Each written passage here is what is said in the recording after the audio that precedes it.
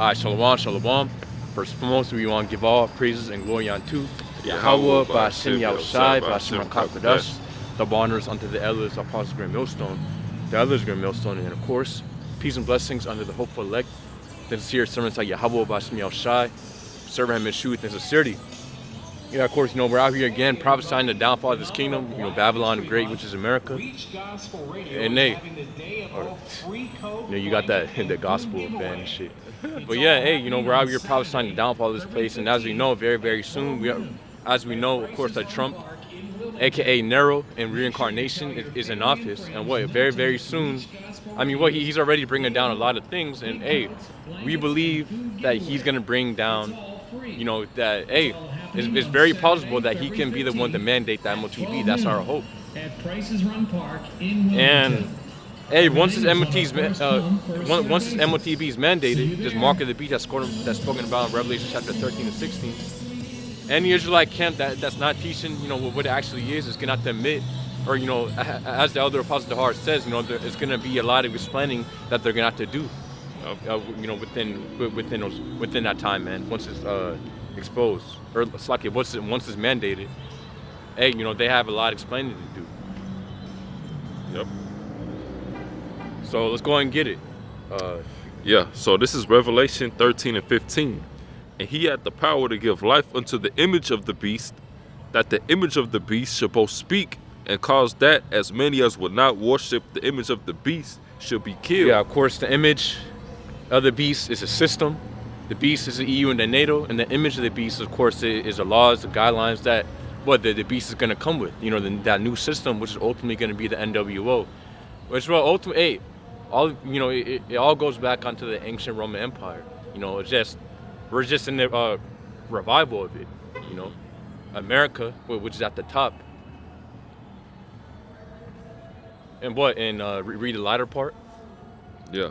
Verse 16, and he caused... in verse 15. Oh, verse 15. And he had power to give life unto the image of the beast, that the image of the beast should both speak and cause that as many as would not worship the image of the beast should be killed. Yeah, so it's going to come to a point where if you don't bow down and take this mark, man, or if you don't bow down to that system, the new system that's going to be in place, because, there's going to be a lot of laws and guidelines that go against Yahweh Ba'ashem Yahushai, that they're going to present either you conform with it or they put you to death, throw you in prison, of course, throw you into the concentration camp, and ultimately presents you with death, the guillotines. Yep. Yeah, and we know that Trump, he's into that harsher form of punishment and such. Like, he was the rumors or however it was that, people who have violent crimes is going to get, deported out of the country. All right. He's coming with the great wrath, with the Northern Kingdom on the ICE situation, and notice, he's mainly targeting Jake, because it's a bunch of, so-called illegal aliens, from all nations, but what's the number one suspect that, Trump is looking for? Jake, all right? Yeah. So best believe, that MOT rolling around, all right? Trump is, he's going to justify by saying, people need to be tracked. We need to know what people is doing at all times, Yeah. And if that person, if he's out here, doing, not conforming to, to the society, to his this man's society, Trump is probably gonna do something with that chip, to turn off that chip, because we believe that, once that chip is inside you, Esau has the power to, put you to death, So he's pretty much the goal of this man is to be like unto the Most High, exalting himself, okay. Yeah, because they already had that Neuralink in place, or they already have it. They're using it, test subjects, and apparently the first human being who has taken it. Well, he's a Christian. Which that goes to show that the modern day Christian is nothing more than just a antichrist. Which all antichrist means, again, the Antichrist not referring on to just one person. The Antichrist, really, anybody can be an Antichrist. If you're against, all it means, well, anti meaning against, and then Christ, of course, meaning anointed within a Greek, which you'll say Hamashiach within the Hebrew. That just means that you're pretty much against the Messiah in what these scriptures say. Right. Which every modern day Christian who they claim themselves to be Christian, or they claim themselves to be Christian following after the Christianity of today. Mm-hmm. They're nothing more than just the Antichrist, man. Yeah, anti-Messiah, man. If you really break it down, anybody that's not in the elect is anti-Messiah, man. So that's why you gotta stay diligent in this thing. The Lord ain't dealing with 2/3 of our nation. All right, those because you got a lot of people who's proud and puffed up in this thing.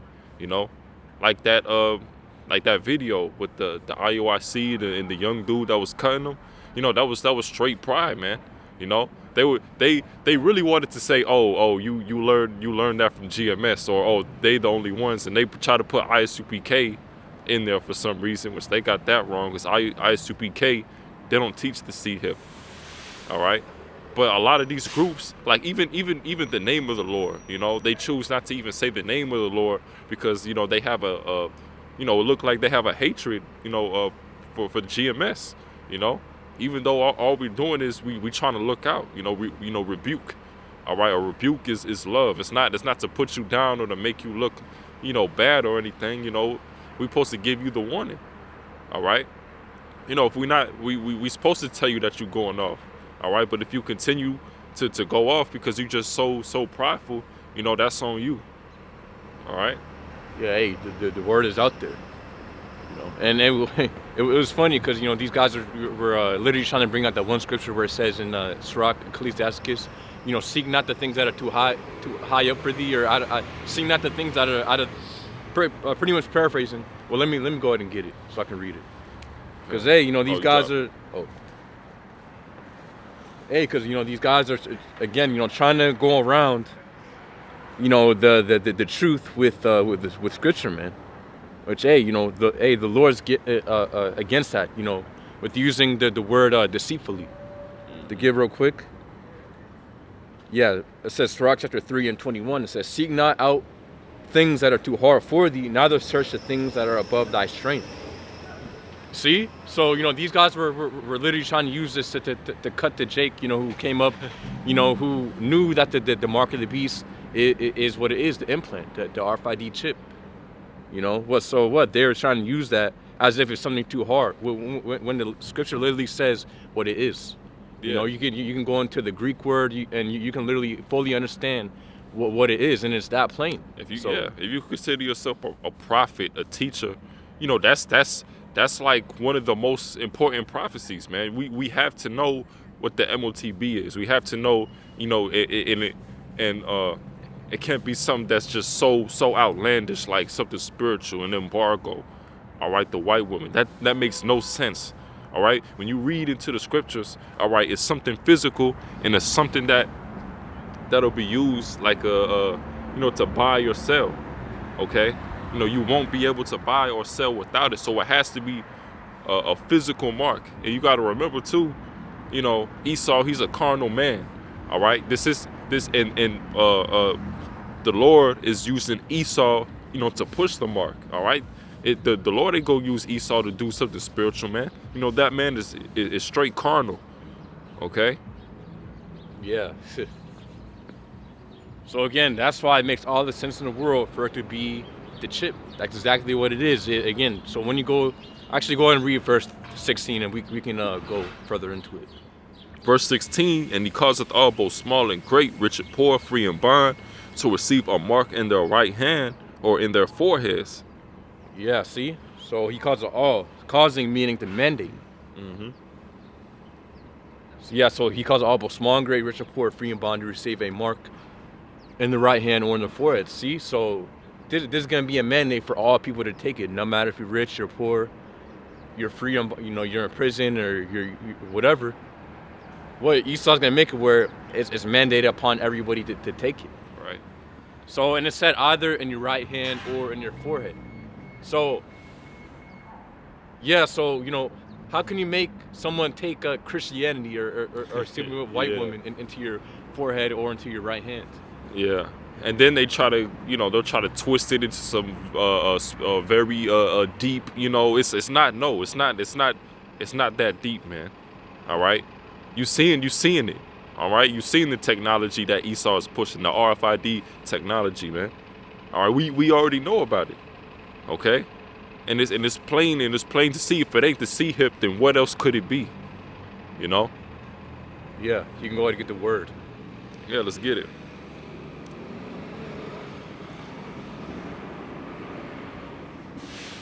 All right. So, of course, the Greek word for the word mark is charagma.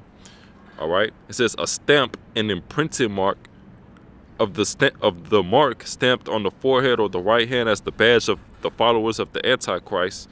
The mark. Yeah. See, so a badge of servitude. Mm-hmm. And yeah, by the way, it's not, again, the Antichrist is not referring on to somebody who's going to come up out of a temple and, you know, it's just one person, everybody's going to have to bow down. No. Again, the Antichrist is referring on to anybody who's against Yahushua, and that starts with Esau, starting with the elites of this society, of the world. It's multiple Antichrists, you know, and Antichrist is like a collective, you know, it's like, you know, a bunch of people, you know, grouped in together, you know, anti-Messiah, you know. So, yeah, let's get or some more. Thing carved, sculpture, graven work. It says a scratch or etching, stamp as a badge of servitude. So a scratch or etching. Mm-hmm. So something that's gonna be scratched. How can you scratch Christianity onto somebody? No, again, this is something physical. A scratch or etching something into, literally inside the body. Yep. And that's why, you know, we have a reason or, you know, suspicion to believe that a lot of these guys is paid off, man.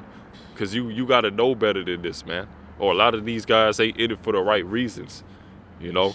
Yeah. and what, ultimately, what, hey, as elder apostle, hey, as the elders, apostles and elders on down, hey, again, you know, we believe that, what, the Bishop Nehi sold out. And for, you know, his underlings, like that one guy in the video, what, he's just you know, the blind, following the blind into a ditch, man. You know, he's following his leader, and you know, they're not, again, so they're pretty much being parrots, and you know, not understanding, you know, actually what the scripture is saying. You know, they're just avoiding it and following after their leader, what their leader says. Which, hey, if your leader's saying something wrong, then you know, you got to do something about that. Yep. Yeah. It's not, this ain't a thing to be like a zombie, you know, like a, you know, just a complete regurgitator, not having a mind of your own, you know.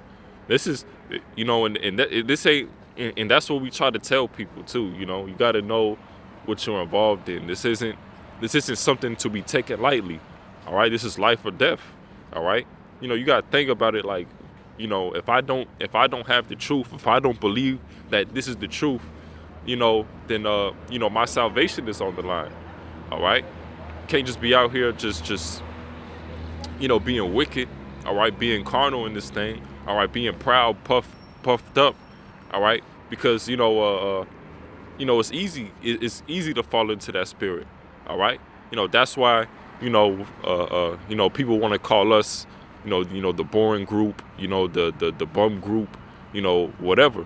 Because, you know, we simply come out here to, you know, be serious about this thing. You know, this is something to be taken serious. You know, going out, you know, doing the work, you know, doing the lessons, all right? You know, we trying to be diligent, all right? You know, we're not in it to you know, entertain, all right? We're not in it to for our own gain, to boost ourselves up, all right? We solely in it to be servants of Yahweh B'Shem Yahushua, okay? Yeah, you know, we're not here for the world's sake. We're here, I know at their brother's point, you know, we're here for Yahweh B'Shem Yahushua. Yeah. You know, we're not here to please the world or to be entertaining unto the world. No, we're here to be doing the service of the Lord, being edifying, feeding the sheep, you know, and doing His will unto the end. Yeah, I got scripture. This is John 15:18. If the world hates you, ye know that it hated me before it hated you. If ye were of the world would love his own.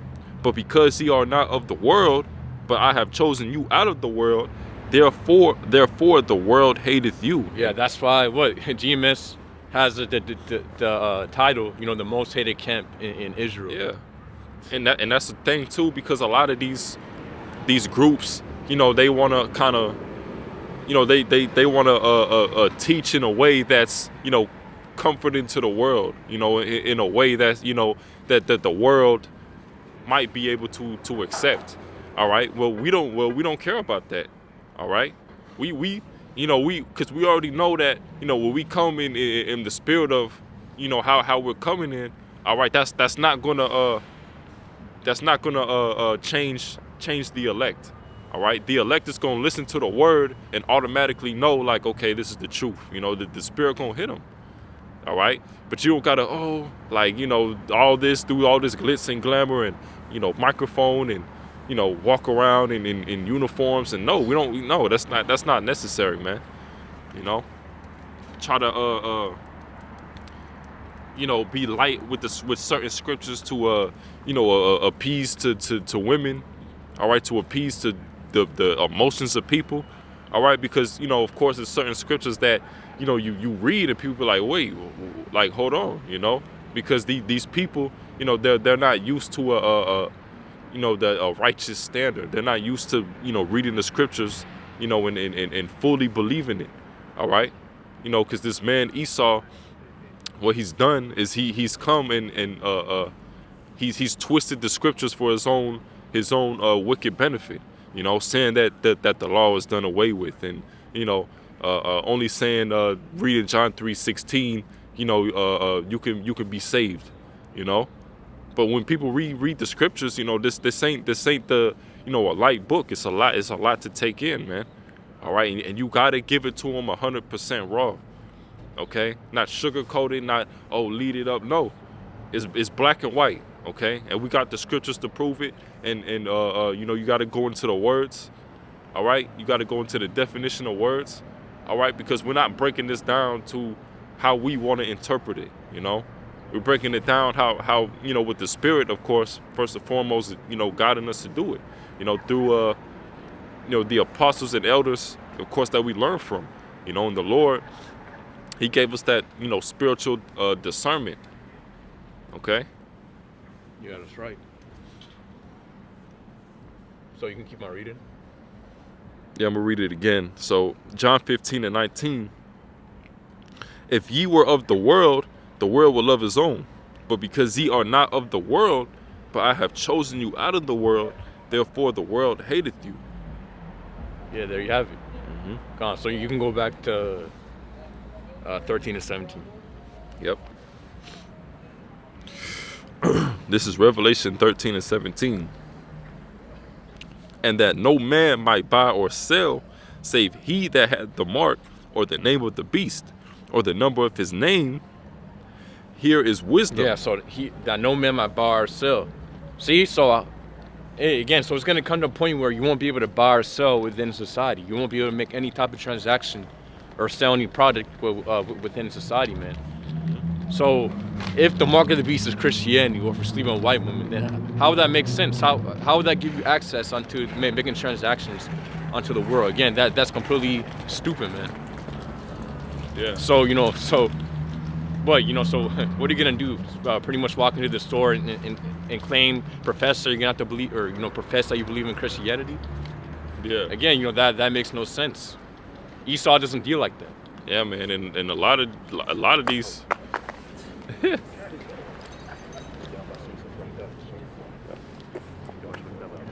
Well, and it's not that simple, because, you know, you got some people like, I don't know if it's the C hip, but if it is, I'm not gonna take it. Or you got some people, you know, because a lot of these different Israelite camps, they're gonna take the C hip, man. Because when the scripture says that double-minded man is unstable in all his way. That's basically being double-minded. Like, it also says let your yea be yea and your nay be nay. You know, Yeah. it is or it isn't. But for you to know that it's something you want to take, then it's got to be something that's spoken in the scriptures, right? Exactly. It's gotta be a part of prophecy. Yeah, and again, this isn't gonna. If this is something that's gonna have the potential to destroy us, if we do take it, then how is this gonna be something that's too hard for us to understand? You know, like that one script that he's trying to use Sirach chapter 3 and 20. The IUIC guy, for the Jake who came up to the camp. He's trying to use pretty much like seeking out the things that are too hard for thee to understand. Yep. Which again, if this is like what one of the things that's gonna, again, Yahweh Shem Yahshua would burn us in the fire if we take it, then it will be something that we would have to know 100%. Yeah, and it's funny too because they grouped ISUPK like they was the ones who like they teach the C-hip, which they don't, and those are the same people that told you to take the juice. Those are the same people who told you to take the juice. So imagine when the C-hip roll around, man. All right, what you go do then? Oh, just take the C-hip, because that's what it is. Some of these camps in that day, they might turn around and repent, and some other ones they might be so prideful they'll tell you to take the C-hip just to because they proud, man. Just to act like it can't be the C-hip. Even though it's gonna be plain during that day, man. Plain. Nah, yeah. I mean, hey, because once you denounce the chip, man, then you're automatically against Esau. So you already know for some of these leaders who they have a contract with Esau, it's gonna completely be voided, man. But they're gonna lose everything. So they're gonna do. Hey, they're gonna lose what they have with Esau. The money that they're making. Exactly. And notice too, like for example, like a group like the IUIC, they like to change things a lot. One time they teaching this, and then years later it's something else. So it's this or it's that. It's always getting changed. Something that's always getting changed. And that's looking suspicious. Because everything these people want to change, it just gets worse and worse. It's never a change for the better. It's always a change for the worse, man. Which IUIC is going on a downward spiral, man. Yeah, and as the scriptures say, we have unction to know all things. So that's definitely, without a doubt, going to be one of the things that we know for sure. Yeah. What the mark of the beast is. Yeah, like all the prophecies and such. If you claim to be a prophet, the prophecies, it's not going to be something that's above your understanding, man. This is something that the scriptures say that the Lord revealeth His secrets unto His servants, the prophets. All right, so we're going to know about the signs of His coming. We're going to know what prophecies, in a 100% truth. Of how it's gonna happen, all right, and break it down correctly, filtering, what's going on in the world through the scriptures, all right, and knowing what's to come, okay. Because again, that's what you have to do with the scriptures, man. You got to link up. So yeah, because there's pretty much that what's called like conception that people have that. We're not living in a pretty much the times of the Bible anymore. Yeah. Which we're still living in, again. So the scriptures cover both the past, the present, and the future. Yeah. And we're still living in the times of the scriptures, man. And that's why the scriptures say, like, it says because the sentence against the evil work is not executed speedily. Back in the ancient times, basically when you did evil work, you were immediately judged for it. Nowadays, like, you get away with a lot of the evil deeds that's in the ancient times, you weren't really able to get away with. Yeah. And the generations upon generations and kingdom upon kingdoms have just, gotten way more into wickedness. Like, so yeah. Now people just think that's like, oh, that's like the old, that's like in the past. Like, that type of archaic thinking is like old, like it really got nowhere. But not realizing like that's all part of prophecy. Yeah. There's all still going to be a price to pay, a recompense. And that's the thing too. They'll say, because these people are so damn wicked. They like to say that the Bible is an outdated book. Yeah. It's an outdated book. You know, which, you know, like righteousness got some type of expiration date on it, you know, just because it was years ago. You know, that just shows you the lack of understanding that these people actually have, man. Because if these people have fear of the Lord, you know, they wouldn't even dare say nothing like that. Because this is a book of you know, it's a historical book, and it's also a prophetical book, you know, and it's also, you know, guides you in on how to live, you know, how to live your life. All right, in righteousness, okay. Yeah, and as the scriptures say, one Sirach, I believe 32:17, if I'm not mistaken, you know, pretty much a sinful man finding an excuse according to his will. So, you know, that's a lot of these people. You know, they're finding an excuse, you know, for pretty much to not follow after what the Bible says, to not consider what it's saying. Oh, you know, it's an old book. So pretty much, you know, they're you know, they want to justify themselves into being wicked. Yeah. And let me got 2 precepts. Yeah, is go ahead. Psalm 68 and verse 11. The Lord gave the word, great was the company of those that published it. And that's kind of what we're going into. Like we know that the Bible, the scriptures, is a holy word. You know, it was published by, you know, men that the Lord had set up. You know, but all these words that are in this book is the Lord's words, right? The Lord gave it into the prophets, into the men to write down the scrolls, right? But then it was later published. What we believe in, you know, we go off of the 1611 King James Version Bible, which was King James authorized it. It was about 68 scholars or like that, or a couple scholars. They got together, you know, helped translate it from the Greek, the Latin, the Hebrew, all that stuff to English. That's where a lot of other translations kind of come from. A lot of other translations come from, you know, a watered down version or a breakdown of the 1611. You know, so from English to a more, you know, modern or more watered down English. You know, there's a lot of times, you know, what happens. And that's why, like, when we go into the scriptures and we go into these words, you know, if we want a better, deeper understanding of these words or the meanings, we'll go into the actual, you know, original context, which is the Hebrew. You know. And then I got another one, says Isaiah 34:16. It says, seek ye out of the book of Yahweh and read. No one of these shall fail, and none shall want her mate. For my mouth it hath commanded, and his spirit it hath gathered them. Yeah, see, so the scriptures aren't gonna fail. Doesn't matter if we're in 2024. You know, we're in the so-called new age. Yeah. You know, hey, again, what's written, what the Lord has said is gonna, what the Lord has said will come to pass. You know? Yeah, so what scriptures also talk about, I'll get it. His words shall not return unto him void. Oh, yeah. Yeah, I got See? some. So if somehow the book, the Bible became outdated, then, you know, the Lord will not be truthful, man. Yep. I got some. This is Sirach 32:17. It says, a sinful man will not be reproved, but findeth an excuse according to his will. And it's crazy because, you know, when you talk to these different Christians, you know, the first thing, John 3:16. And they choose not to even actually look into it. All right, go and look into, you know, what that actually means, you know, or Matthew 7, judge not, ye be not judged, right? Because they'll think like, oh, see, you can't judge, you know, and they choose to just leave it at that, but they don't choose to look at the context of what was actually happening. Yeah, even the Pope, I forget which Pope it was, a couple of years ago, like that. This was one around when he was coming into Philly, and he was basically, they were questioning. Now, this is supposed to be a man, you know, that's supposed to be reverenced as a high esteem, and, you know, that Roman Catholicism and that religious belief. And he basically, and remind you, these Roman Catholics believe in the Bible, supposedly, right? Obviously they don't, but that's what they claim. And he even said, who am I to judge when being asked about these mows? You know, like, you know, how do you feel about, you know, mows, and can they still make it into, you know, paradise or whatever the fuck they were saying if they're still mows? And he basically said, well, who am I to judge?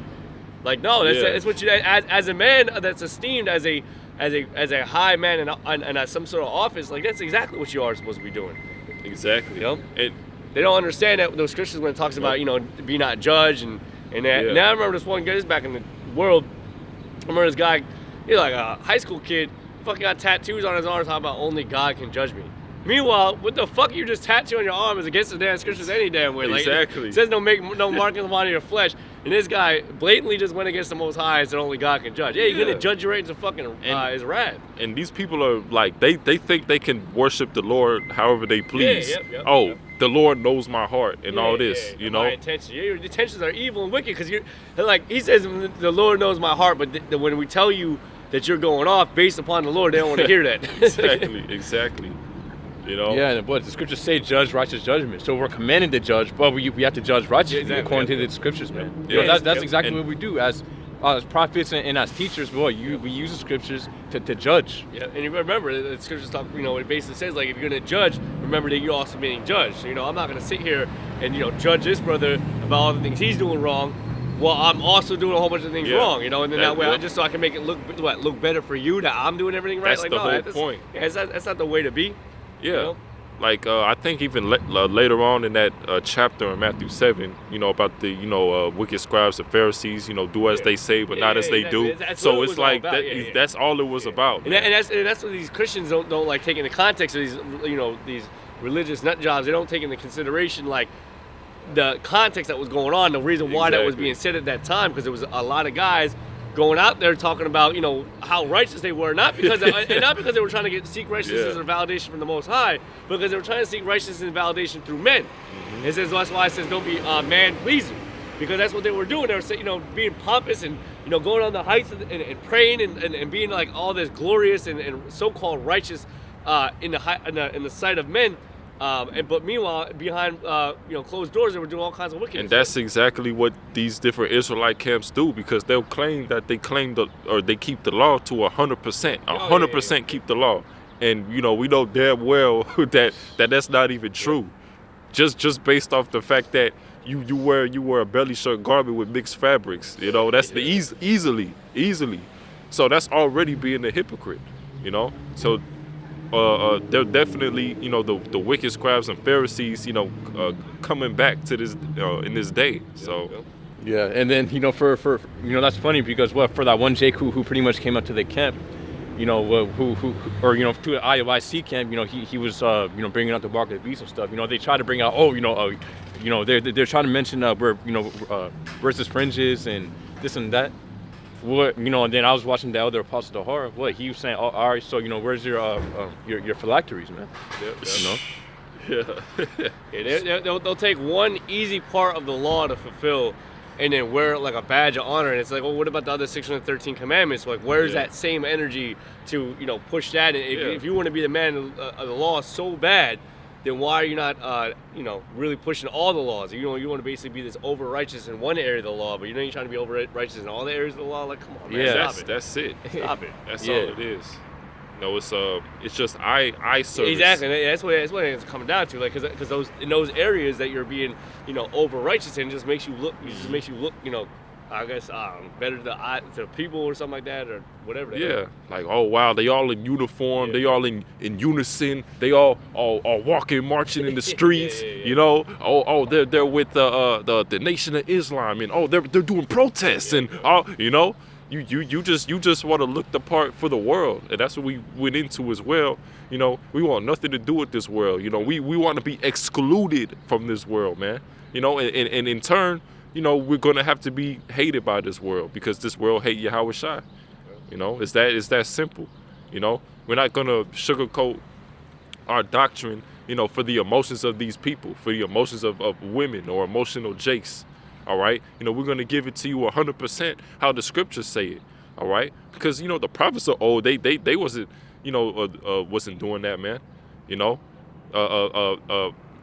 Sparing it, holding back, certain things. So, nah, man. All right.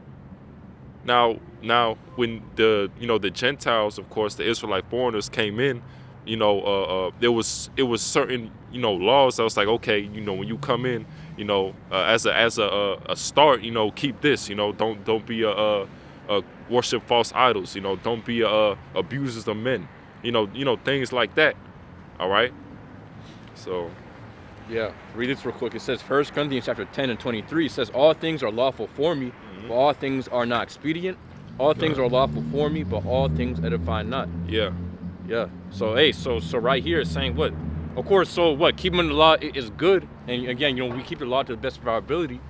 But it's some things that it doesn't. Again, you know, we just can't do. For example, you know, it's gonna have to be days where we have to work on the Sabbath. You know, if your job, and that's pretty much what every week, man. You know. Yeah. Because the Sabbath is based upon the new moon. It's not based upon Friday, Saturday, or Sunday, whatever they have it. And that's the thing too. Like, those that have the understanding understand when Paul said, "Do we then make void the law through faith?" Yeah. God forbid. The men that have understanding understand exactly what that means. We understand that we have faith, but that doesn't mean we completely void the law. We understand there's things in the law that we can do, and our faith then covers us from the rest of it. But the Lord also isn't going to allow us to just, you know, put him back to open shame and just openly be wickedly, just to think that faith is going to abound. That's not how faith works. Mm-hmm. And that's why faith is done by your works, not by you know, that alone. You know what I mean? Exactly. He said, I'll show you my faith by my work. What's the best way to indicate your faith? One of them is coming out here on the highways and byways, and no matter what, rain, sleet, or snow, cold or warm weather, cold or in the blistering heat, or the you know, the ice cold, the brick cold, you know, as it said, right? The brick cold. Exactly. We come out here to show our reasonable service, right? And you know, also with the sackcloth. You know, you know, not with the official 2024 IUIC, you know, T-shirt, belly garment.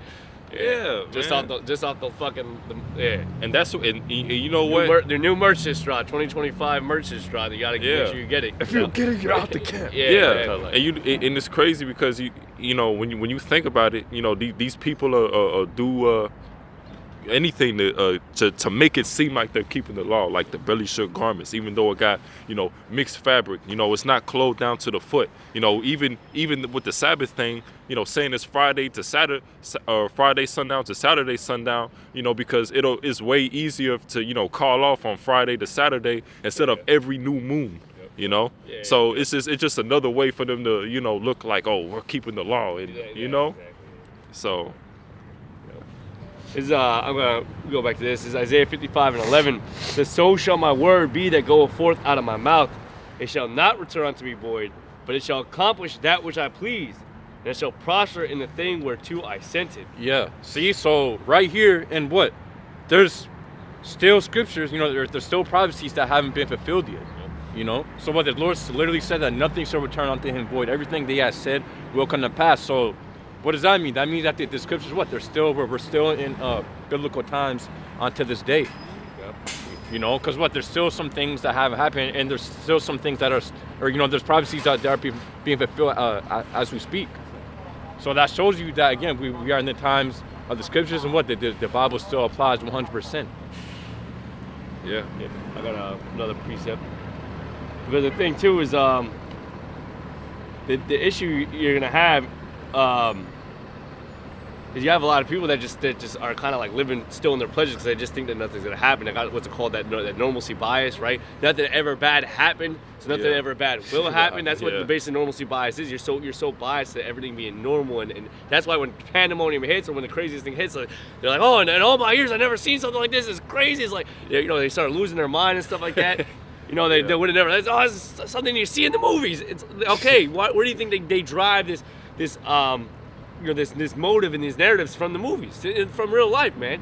People really act like that when shit hit the fan. People really break down. And Esau is very, Esau and these high ups, these elites, they know how the human mind works and how it like breaks down and all that. So like when you watch these movies and you think to yourself like, oh, you know, no, like the community will stay together and blah blah blah.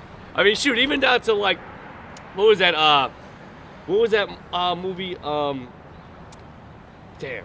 The one where basically it was like one day where you can go out and kill everybody. Purge. The Purge, yeah. What was it? Which was that? Was that election year? The one where basically like there was, or the very first Purge. I think it was. Is that what it was called, the very first Purge? But basically, they said like when they had the very first Purge, everyone was like treating it like a party, like nothing was going on. So they like had people behind the scenes acting like, okay, if people don't really like take this serious, we'll just start implementing people to kill people. So that's when they started letting people go. What they were doing. Yeah, they said, all right, well, listen, we got to enact Plan B because they ain't taking this shit seriously. So one way or another, like these, you know, they'll make sure that, you know, chaos ensued. with those UN troops. Hey, troops. that's a great point because back in the 2020 or the pestilence that happened, they're literally delivering bricks to the neighborhoods, so that people can go crazy and throw them. Yeah. And there's that one video that the one Asian provocateur, he pretty much went to some random, I guess, restaurant. And then he just had a hammer, and then he's just breaking down the windows. Exactly. And then what's funny is that the people who were around him were pretty much telling him to stop and asking him if he's a cop. Exactly. And See, so the people know, and guess what?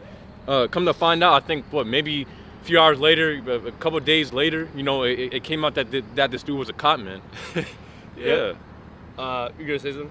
Yeah, that's nothing new. Like, even back then when Esau was putting drugs and guns in Jake neighborhoods, people act like that was so far fetched. Like that was, just such a stretch. Yep. When it's like, okay, well, how is a Jake, a Negro who's on the low, just automatically have all this stuff, Exactly. And then, going back to what the brother was saying, like that's where you got like the mob mentality from, right? Yeah. So like the storming of the Capitol. So sometimes it just takes, and it's very strategic, especially from these elites. They plan that stuff. They're like, okay, listen, if they don't initiate it, we will do something to initiate it. Because once that one domino falls, the rest of them falls, right? Yeah. But sometimes it takes setting that up. So like in that movie Purge, they basically did that. They said, well, listen, since they're fucking making this a game and not doing what we want them to do, we'll put someone in there, and then everything, then it will be all, then everyone will follow suit, and that's what happened. Everybody followed suit. And that's that mob mentality. I'm gonna read this real quick. Go ahead. You got something to say?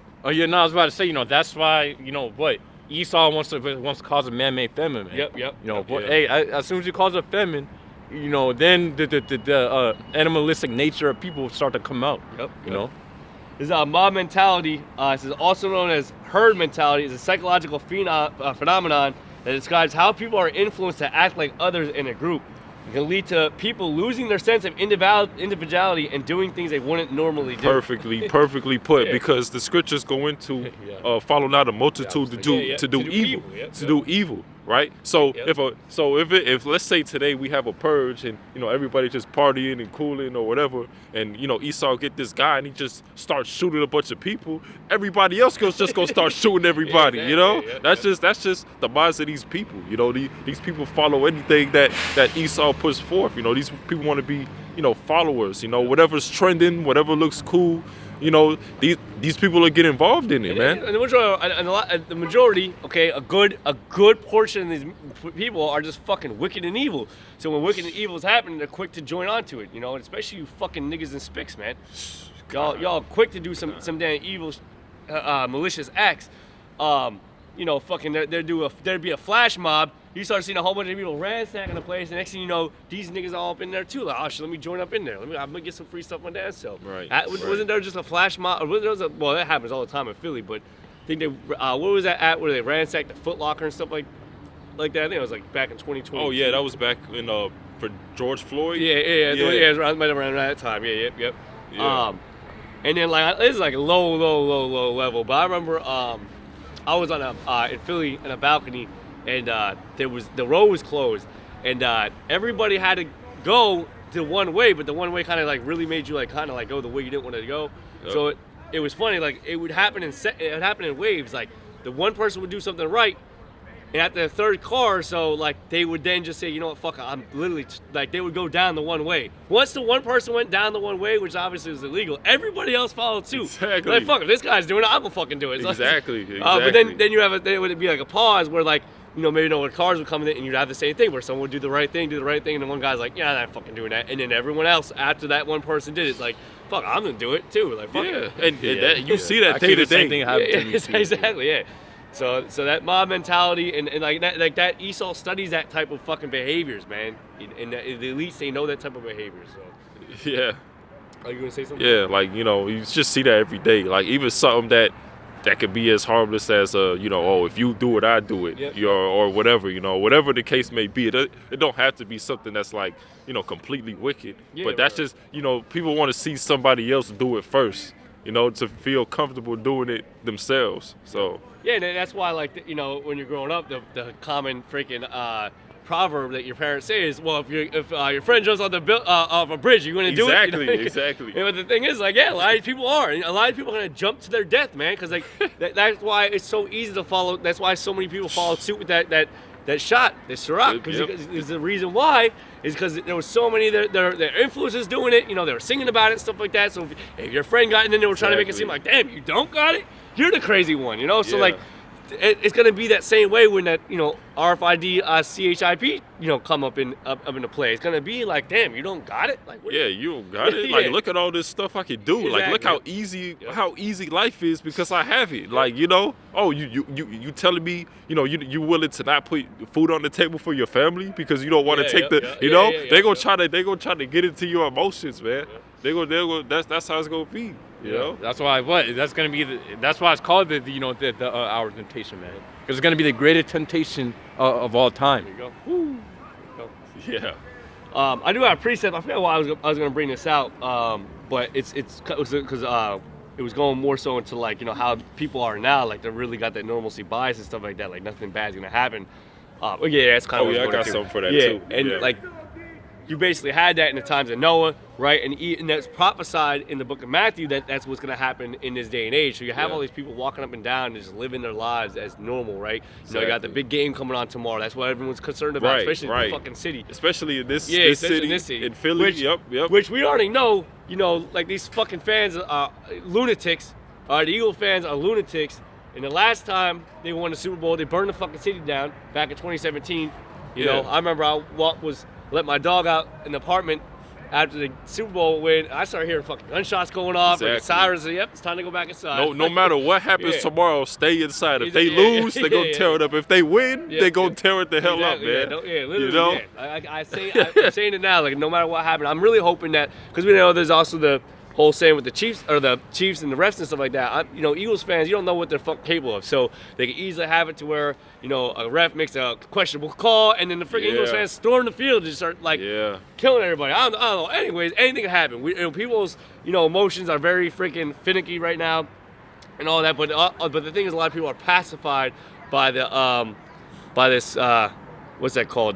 Bread and circuses and stuff. So that's what everyone's kind of concerning themselves with, the bread and circuses and just living their same mundane routines. Exactly. But you got something to say? No, go ahead. So I'm going to read this, Matthew 24 and verse 36. It says, but of the day and hour knoweth no man, no, not the angels of heaven, but my Father only. And that hour that knoweth no man is that coming back of the Yahweh Shai and the Most High and His angels, right? That coming back, that return of Yahweh Shai to destroy this place. That's the hour that knoweth no man. Yep. The angels don't know, right? No one knows. It's only going to be the commandment of the Most High Yahweh when He says, okay, now go, and He's going to send His angels, and they're going to do all the the evil that's spoken about in Revelation, all the evil that's spoken about in like Isaiah, right? Isaiah 11 chapter says, I'm going to send my son a second time to recover this. In Isaiah 11 chapter, that hasn't happened yet. None of these things have happened yet, and we don't know when that time comes. We just know that, like in the book of Ezra, the book of Matthew, where it talks about things to look for, that we know we're in those close times, and that's where we're at. We're in the close times of this very hour. Yep. So it says, but of the day and hour knoweth no man, know that the angels of heaven, my Father only. So only Yahweh knows the exact day when He's going to send all the angels and send Yahweh Shai back to redeem His elect and destroy this Babylon and these other nations. It says, but as the days of Noah were, so shall also the coming of the Son of Man be. For as in the days that were before the flood, they were eating and drinking, marrying and giving in marriage until the day that Noah entered into the ark. You can break this down, bro. Yep. It says, and knew not until the flood came. Yeah, see, so just like how with the times of Noah, when Noah's building the ark, he's warning the people of the coming flood, man. They're pretty much putting up. And I also have a quick scripture I want to link that up with. It says 2 Peter chapter 2 2 Peter chapter 3 and 3. It says, knowing this first, that there should come in the last days scoffers walking after their own lusts, and saying, where is the promise of His coming? Shit. What precept was that? You're in the Blue Letter Bible. Look up lust, actually. Yeah, con. So it says what? Look, it says after their own lust, right? Yeah, con. So the Greek word for lust is epothoima, or thumia, which means desire, craving, longing, desire for what is forbidden. Yep. Mm-hmm. Yeah, it also Yeah. says concupiscence. Good point. Yeah. So a desire and a craving. These people, and that's the society that we have got now. There is none of that. Like the moment you want something, the moment you desire something, whether it be wicked or not, you can. It's that immediate you can immediately get it. Right? Everything's set to immediately get. Like you want something, just go and get it. You can get it.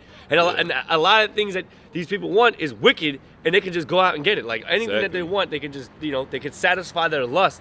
Because Esau is in power right now, and he's able to do so. So there's nothing that's keeping these people in check from their lustful cravings. They just go out. It's like, all right, man, I want to do this. I'm gonna go do it. Yeah. That's simple. Yeah, these people just completely give into the flesh. Yep. It's no resistance. It's no type of resistance. Like, nah, I can't do this, or Yep. all right, I gotta do certain things in moderation, or I'm not even gonna do that at all. Because these people don't have that spiritual resistance. Yep. Yep. And that's the thing. That's that mob mentality. Like, fuck, he's doing it. Fuck, I'll do it. Like, Yeah. like what I mean. The mob, shit. They have the all. Might as well fucking dabble in this, dabble in that, do a little this. But they're gonna do all that, and then the Lord's eyes are 10,000 times brighter than the sun. So you're gonna get you're gonna get judged for that your lustful desires that you so long for. Yeah. As that satanic saying goes, do what thou wilt. That's the mindset of these people, man. To do whatever pleases them. Do as much as pleases you. Yep. Or come as you are, or whatever. Come as you are. These people. That's what they'll say. Don't judge. Come as you are. Yep. Do as thou wilt. John 3:16. As long as you ain't, as long as what you're doing isn't really hurting nobody, like I've had people say that, like they say that being a Mo doesn't really hurt nobody else versus like certain other things. Because when you try to compare being a Mo to something else, they'll be like, oh, well, you're not, It's harmless. Yeah, it's harmless. It's like, man, y'all got a lot of fucking nerve. Yeah, man. Yeah, I mean, it's not harmless for my kid to see some crazy dude with his boobs out and shit. Like, yeah. It's just at the end of the day, it's foul, man. And realistically, I don't really got to make a whole bunch of excuses. The Lord said not to do it. There's a lot of things the Lord said to do or not to do, right? I don't gotta try to figure out why the Lord doesn't want us to eat shrimp versus us to eat fish with scales and fins. Like, I don't gotta freaking really go too deep into why. It's the Lord said not to do it. I'm not gonna do it. Yeah. And that's the commandments that the Lord gave to the nation of Israel. These other nations, they just they don't really have no God or governor. So they can have that do as that will spirit. They can do whatever the hell they want. But the nation of Israel, they were given a power, they were given a guide, they were given the commandments. So we gotta follow them. It's just that simple. Yeah, that's an excellent point too, because the main when you really boil down to it with the anti-Christianity, who created it? All right, this man Esau, who this book, it's not for him. It's for the nation of Israel. So of course he's gonna craft it into his own. Go ahead. Yeah, which as a brother said, anti-Christianity. That's rooted upon the slave Bible, man. Yeah, exactly. With 90% of the Old Testament taken out. If you were to give this book into a Elamite, Hamite, they're not gonna understand it. They're not gonna understand it. The only people that can fully understand this book is the Israelites. And really understand it. You see, this man Esau, he wants to include everybody into it. He wants to do away with the law because he wants to do things according to his own will. He don't want to do things according to what the Bible says. All right, this man, especially the ruling class of the Edomites, they know that they the damn Edomites. They know that they know who the children of Israel truly are. Okay. Yeah. But read this real quick to back you up. It says, Sirach chapter 24 and 23, but to show that this book is only meant for us. It says, all these things are the book of the covenant of the Most High power, even the law which Moses commanded for an heritage unto the congregations of Jacob. See? So this book, the covenant, is all meant for us, man. What? For the congregation of Jacob, for the sons of Jacob. Yeah, and that's the point too, because you know, when Moses was given the law and the first covenant was given unto the Israelites, that was given to them as a way to come back to the Most High, right? So of course, you know, when Yahushua coming back and he's coming to, you know, redeem those people, all right, who was in that covenant? All right, that had nothing to do with the other nations, all right? But these people try to, you know, cut certain things out, you know, go from the book of Malachi and then, okay, you just jump all the way into Matthew. No, man. All right, that's why they, you know, they'll take out things like, you know, the Apocrypha, which takes out a lot of history that happened. The whole entire Greek captivity. Yeah, takes out the whole entire Greek captivity for you to actually get the full understanding of who the Gentiles were. All right, and what exactly happened. All right, because that's a huge, you know, time skip. That's a lot of history that, you know, that's unaccounted for. Yeah, a lot of wisdom that's, you know, just thrown out. So, I got a precept real quick, because at the end of the day, these other nations, they don't have nothing to do with, you know, our power, our Lord helping us raise us up and all that, build us up, raise up the temple and all that. And the thing too is, like, you know, you gotta understand the power struggle between Jacob and Esau. That there's a giant war between them two that's been since the birth of Jacob and Esau. Yeah. So, in order for Esau to keep Jake down, he has to make it to where Jake doesn't know his who he really is. Mm-hmm. Who he really is in the scriptures in the Bible, right? So the best way to do it, right, is to just completely rewrite it all, or not necessarily rewrite it, but invent it, and then say what it isn't. So that way, when you read it, you're reading it to what it isn't, you know, and how it applies, and you think it applies to everybody in the context in which Esau makes it, rather than it being in the context in which it was made for us, made for the nation of Israel. And that's really ultimately how he's able to keep a book that's really for us, and ultimately our power is like that. There's a lot of we can basically get a lot of power from the words in the book, you know, when read and broken down properly, the nation of Israel, that is, but the best way to keep that, you basically keep us from getting that, receiving that power, is by just like basically perverting it. And that's what Esau did. Esau perverted it with his Roman Catholicism, with his Christianity, you know, or setting up other religions that are binds to our people.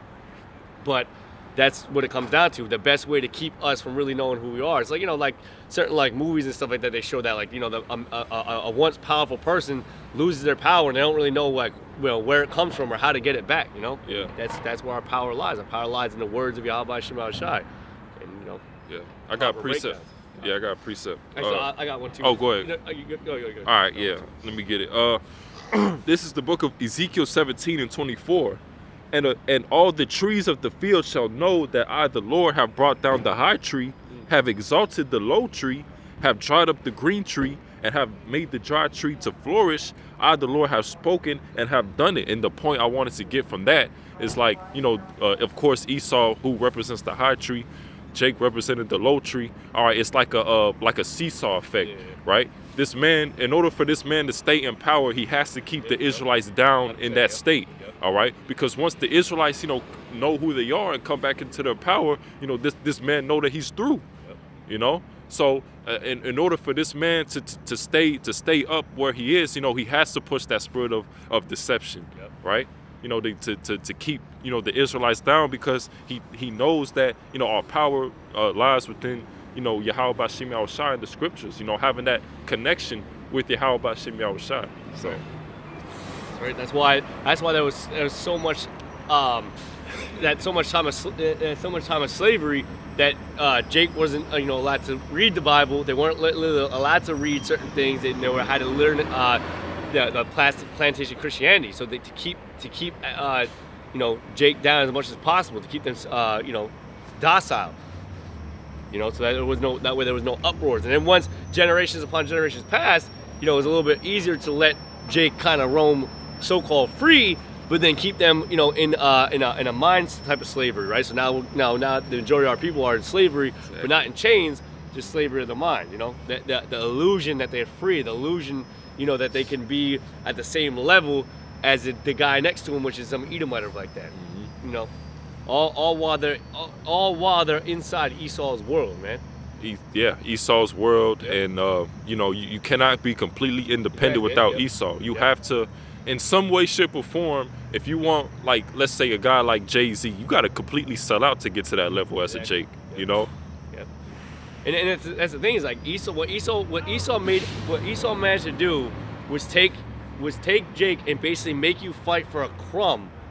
Yeah. And all while you realize, oh shit, I can get that crumb. Esau's got the entire fucking cookie right over here, man. He got the whole thing. Yep. And he's able to change your focus on one little thing. So you just waste your entire life after that one little thing, that rat race, just for that little crumb. Meanwhile, the whole world was promised to us.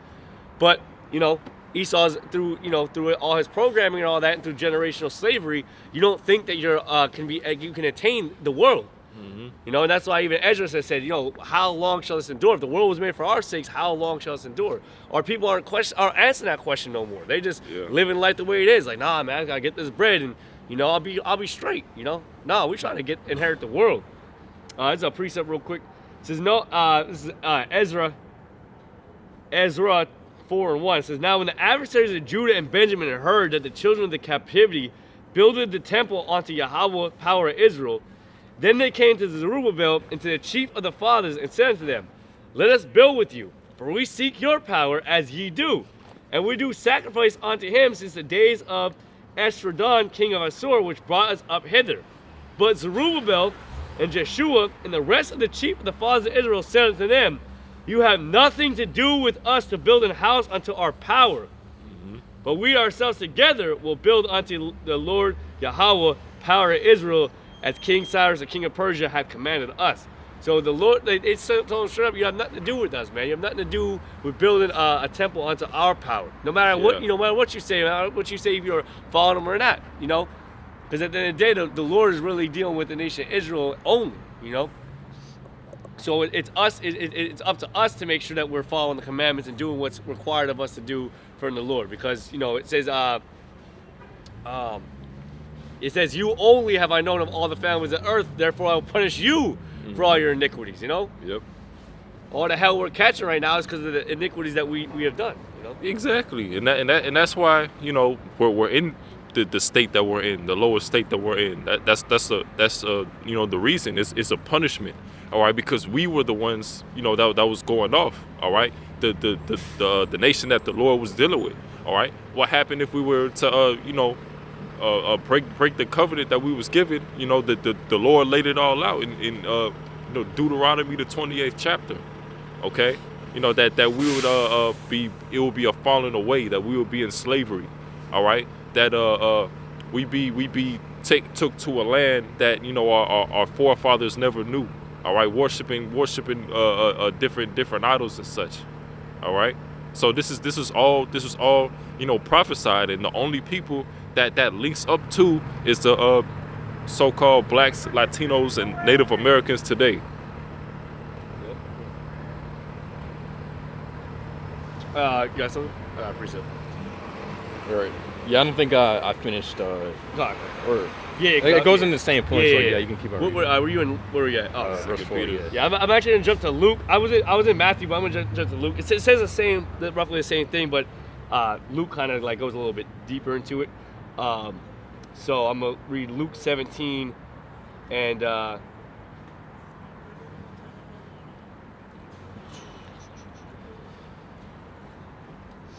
gonna start at verse 26. And as it was in the days of Noah, so shall it also be in the days of the Son of Man. They did eat, they drank, they married wives, and were given in marriage until the day that Noah entered into the ark, and the flood came. Now remember, it went on to the Lord came on to Noah and said, "Listen, there's going to be a great flood. Basically start preparing, build the ark, get your family in order, get all that. He basically told the commandment of basically take I believe it was we can get it. I forgot it was because they're taught that the Christians will try to tell you it was 2 of each, but it wasn't 2 of each. It was actually a certain amount of unclean and then a certain amount of clean animals that actually came into the ark. I believe it was like 10 clean animals or something like clean animals, and then so many unclean animals. And I think there was actually a certain amount of males versus females. It says, and it took him, I think it took him 600 years to build. See if I can get the math or the.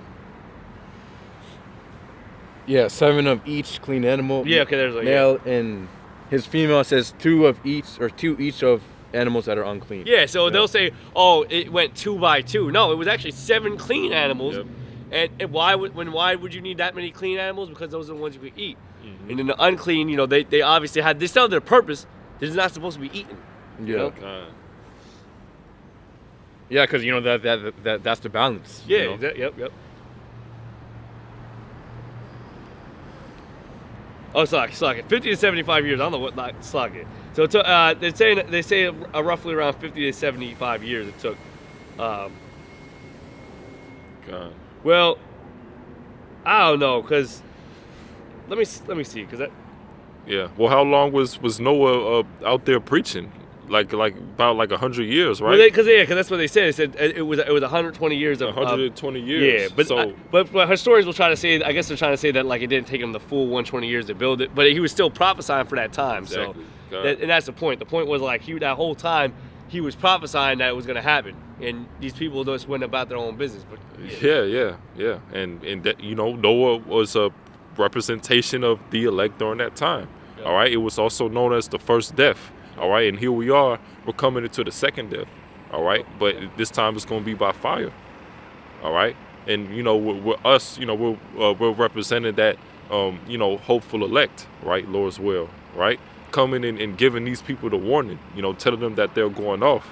But you know, like Yahushua prophesied. You know, the same thing was going to happen in during the day of the flood as you know the end times now.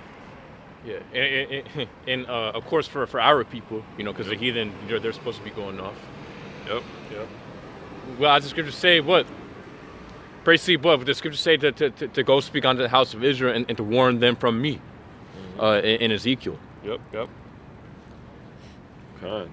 There's back in Luke 17:26, and as it was in the days of Noah, so shall it also be in the days of the Son of Man. They did eat, they drank, they married wives until they were given in marriage until the day that Noah entered into the ark, and the flood came and destroyed them all. Mm-hmm. Likewise, also as it was in the days of Lot, they did eat, they drank, they bought, they sold, they planted, they builded. But that same day that Lot went out from Sodom, it rained fire and brimstone from heaven and destroyed them all. So the normalcy bias is a thing that happens over time through history. Every time these people think that the Lord ain't going to judge these people, there's the Lord set up prophets to say that X is going to happen, or this is what's going to happen, or what's going to come to pass, and these people will just go about their business until that day, to that very day when the Lord says, okay, this is the day, the day you're all going to about to catch my judgment and my wrath. Yeah. And there's only a small multitude. Or a small remnant that be saved in those situations. Yeah, and it's going to be crazy too, because the Lord, when the people didn't listen when Noah came into the ark, he just shut the ark, and then the flood happened. But what's going to happen before the Lord makes his return? We got Jacob's trouble. We got the MOTB. All right, we got a lot of things that's going to happen. These people are going to be in fear. All right, women go be ravished. All right, Isaiah 4:1. All right, Ezekiel 33. All right, it's going to be a lot that has people going to be locked up, lockdowns. All right, in different FEMA camps and such. All right, and then after all that hell, then you got the missiles, man. So it's gonna be a very, very dark times that we're covered in. World War III, So it's gonna be a lot that has to happen even before the second death.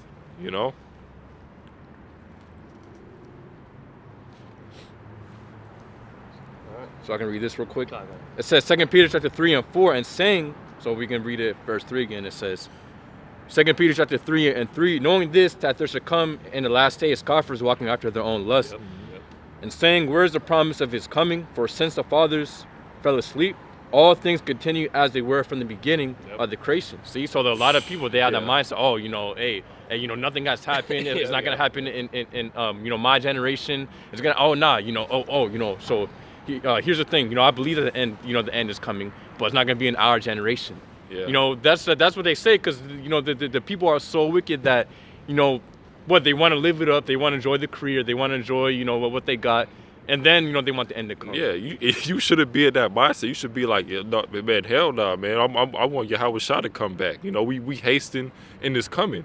All right, we don't want to just live here until we we die or grow old and die, or like these other people. This is a hell to live in, man. All right, we're vexed every day living in this society. We ready for the Lord to come. Yeah. All right. Yeah. And also the scriptures say that after these things, or as you see these things happen, pretty much paraphrasing, this generation shall not pass till all these things be fulfilled. Yep. So hey, we're here in that generation of what Yahushua was speaking about. Matthew chapter 24. Yep. I had a quick precept too. Yeah, go ahead. So this is Sirach chapter 5. This thing's taking a while. All right. So yeah, it says Sirach chapter 5 and 7. It says, "Make no tarrying to turn to the Lord, and put on from day to day, for suddenly shall the wrath of the Lord come forth, and in thy security thou shalt be destroyed, and perish in the day of vengeance." See, so it says make no tarrying to turn from the Lord, put not off from day to day. See, so it says for suddenly shall the wrath of the Lord come forth. So no, it's not going to be in the time where you want it to happen. It's going to be on the Lord's time.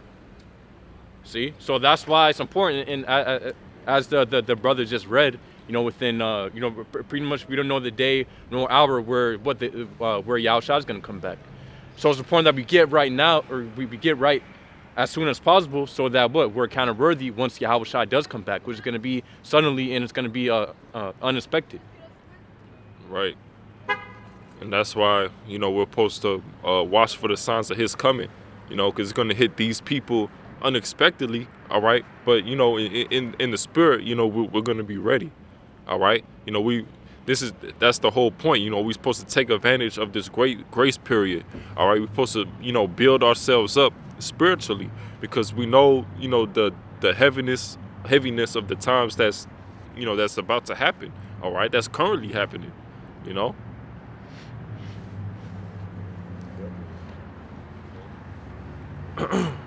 get something.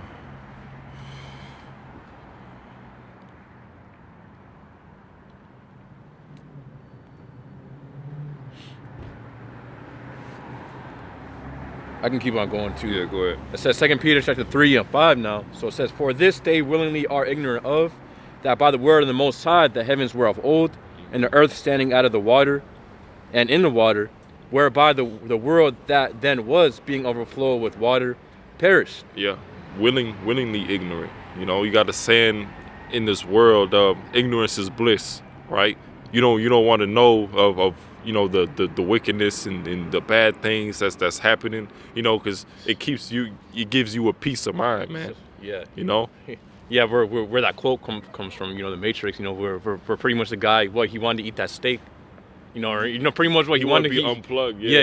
He wanted to go back onto pretty much the Matrix, and he wanted to enjoy what was there. Yeah. That's also a representation of those who follow out the truth. They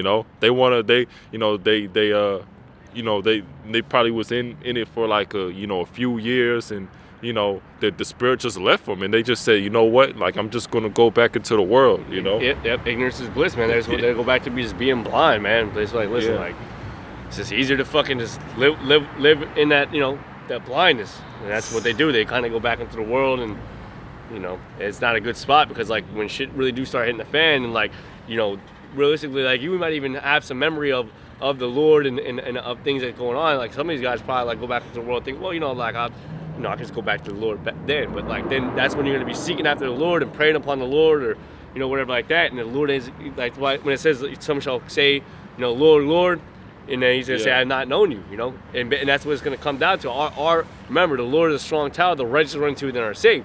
So when it really shit started hitting the fan, and those people that kind of had that going back into the world type spirit, or didn't take this seriously when they had the opportunity, when they are looking to seek for real help and real basically real power to deliver them, they ain't gonna be there. Exactly. So the only thing they're gonna have to do is just rely on what they think is gonna give them safety, which is relying on Esau and whatever means he had set up, which is ultimately gonna be into your destruction. So yeah, and that's the point. You gotta have that long-suffering type of mindset, like like in your mind, you just pretty much like no, even though we know it's coming soon, like no matter how long it takes, we're gonna endure until the end. Be willing to be afflicted, deal with the adversity and such until the end, because this is that purification process, that refining period. Okay, we're not gonna, because you got certain wicked people, think like, okay, if the Lord don't come by 2025, I'm out the truth, and that was a whole stumbling block too with the 2000 thing. It's a lot of guys who, all right, if the Lord don't come back at this time, I'm gonna fall out the truth, So that was a stumbling block from Yahweh Shai, So it says 2 Peter chapter 3:7, but the heavens and the earth which are now by the same word are kept in store, reserved unto fire against the day of judgment and perdition of it says of ungodly men. See, so there you have it. So this time, the Lord's going to bring fire. So just like how to of course bring it back again. Just like how the people were against Noah. What he was saying, they didn't want to listen. Well, the same thing's happening now where the people are against us. But, for the people who don't listen, of course, mainly onto our people, the Israelites.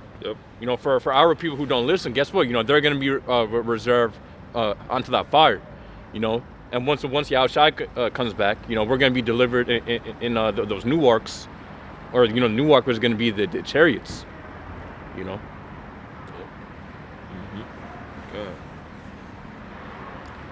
God. Yeah, let me get and then that new destruction, that's going to be like fire rather than like water. Right. And this is the book of 1 Thessalonians 5:1. But of the times and the seasons, brethren, ye have no need that I write unto you, for yourselves know perfectly that the day of the Lord so cometh as a thief in the night. For when they shall say peace and safety, then sudden destruction cometh upon them, as travail upon a woman with child, and they shall not escape. So peace and safety, and then sudden destruction. That's why the scriptures say, not to tarry to come to this word, because you'll perish, in thy security. Roughly paraphrasing. All right, this ain't a joke or something to procrastinate with, because what happens is when these people procrastinate, I'm gonna come out to the camp next week. Just going into those who will first know about the truth, or I'm gonna do it next week, or I got stuff going on next month. Then it turns into a year, then 2 years, and then you ain't nothing but just a lukewarm Jake who know about the truth, but you're not putting your best foot forward in this thing, and it's easy. It's easy to fall into that spirit. All right, you gotta be really willing to put in the work. All right, and show that you have the fear of Yahweh Hashem Yahushua on you, man. Because there's a lot of excuses that these people make in order to, not come into the truth or not put the truth first, Which if you really had that faith in Yahweh Hashem Yahushua, you will put him first, and everything will work out later. How it's supposed to, And brothers and plenty of brothers have that type of testimony.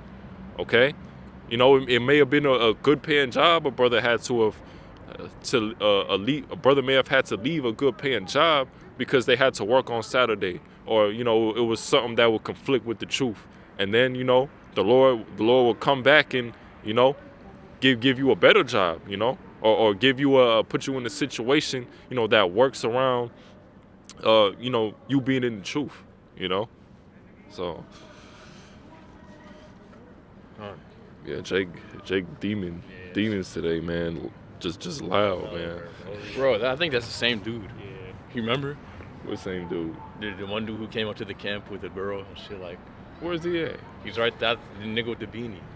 Oh, That's not him. That's him, right? Or maybe I'm tripping. I don't know. I can't see him close enough. I don't think that's him. That's not him. I mean, yeah. Well, I don't know. A lot of these niggas got beanies and shit.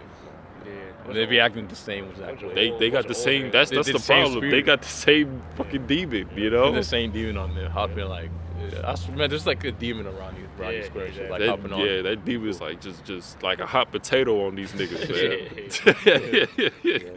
Like, you know.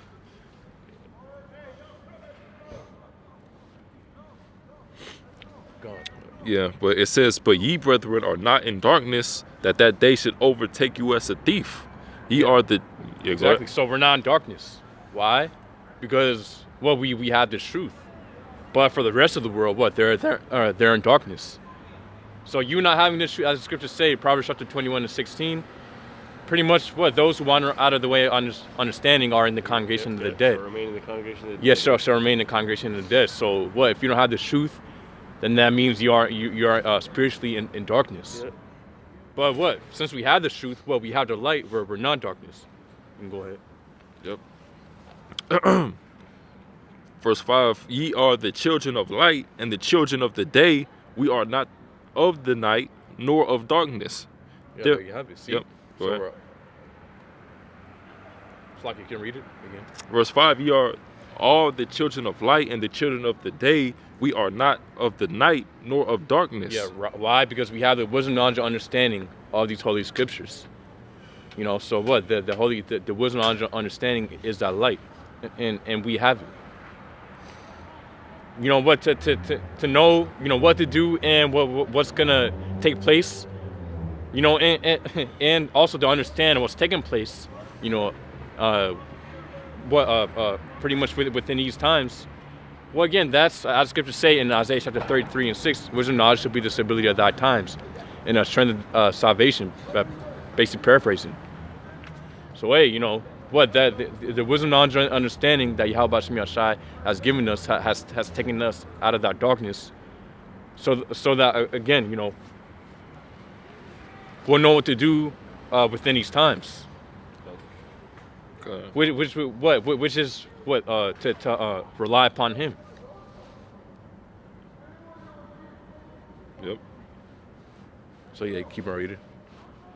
Yeah. 1 second. All right, verse 6. 1 Thessalonians 5:6. Therefore, let us not sleep as do others, but let us watch and be sober. For they that sleep, sleep in the night, and they that be drunken are drunken in the night. But let us who are of the day be sober, putting on the breastplate of faith and love, and for an helmet the hope of salvation. Which goes to show you, like, you know, when you're sleeping or when you're drunk, basically when you're living in your own pleasures, and sleeping it's in the dark, right? You know, versus us who are in the light. So when we're in the light, we are being observant. You know, unlike the majority of people, they're in the dark and they're asleep, or they're in the dark and living out to their own pleasures. You know. Yep. So we are children of the light, and we try to, you know, make sure we move as children of the light. You know, we try to make sure that we have our you know, we are circumspect and have our visual, you know, eyes on, our spiritual eyes. You know, making sure that we're constantly looking and hastening for the coming of the day of the Lord. Go ahead. I'll read that again, actually. All right, kind.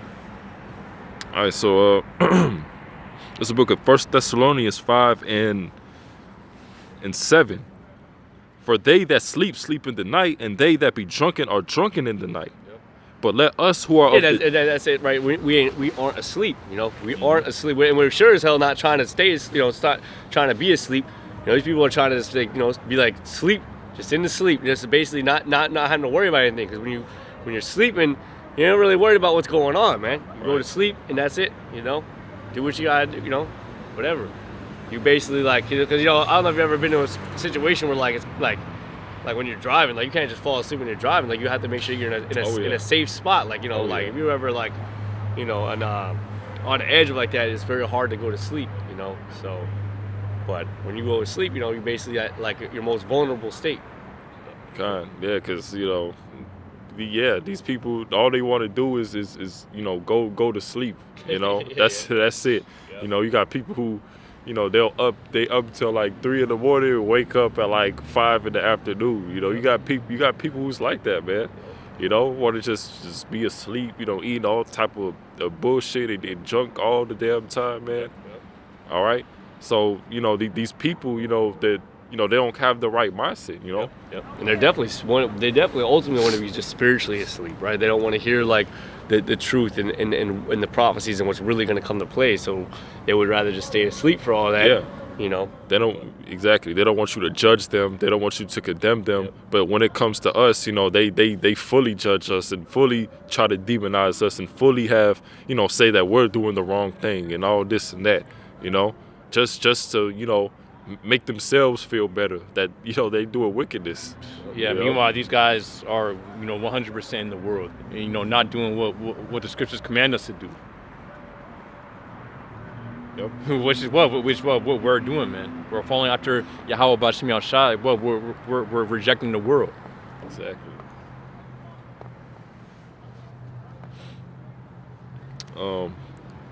Got another precept. This is Luke 21 and 34. Well, actually, we can start at 30. You know what's funny? You know how, like, you know, because I never noticed that lion with wings up there, which is basically like the griffin. Oh yeah. I never really, because I was looking at like a lot of this architecture, right? But you know that griffin actually comes back from Egyptian and Persian mythology, but it talks about how, you know, Sodom and Egypt, right? That's Egyptian. That's why would they put that on a American so-called building? You know, that type of Yep. Is that a swastika over there? Well, yeah, what is that's a swastika to the left, right? You see it? So see where that see where 1788 is? Yeah. Go up from there and then go the first thing, the emblem by the griffin. Oh yeah, I do see that. That's fucking crazy. I do see that. That's the first time I Yeah. see it. I didn't know they had that Oh, up there like that. yeah, I I see don't know that. why the fuck they would have that. Yeah, I got it on camera. Oh wow. Yeah. But yeah, just but you know, I guess something I just noticed. It's just funny. You know, it's supposed to be the public library. It's just funny how like that, you know, this architecture, you know, is very, you know, dates that, you know, Egyptian, you know, mythologies or religions or whatever the hell, you know, or the structures themselves, the pillars right there. That's very Greek-like, Egyptian-like. Right. So, but yeah, just something I noticed. Sluggy. Yeah, just hey, showing you Esau. What? Again, so this is that pit, man. Yep. You know what? You know, there's that place where everything's just mixed. You know, Babylonian, the Greek, the Roman, like the Egyptian, all into one. You know, and that's America, Babylon and Greek.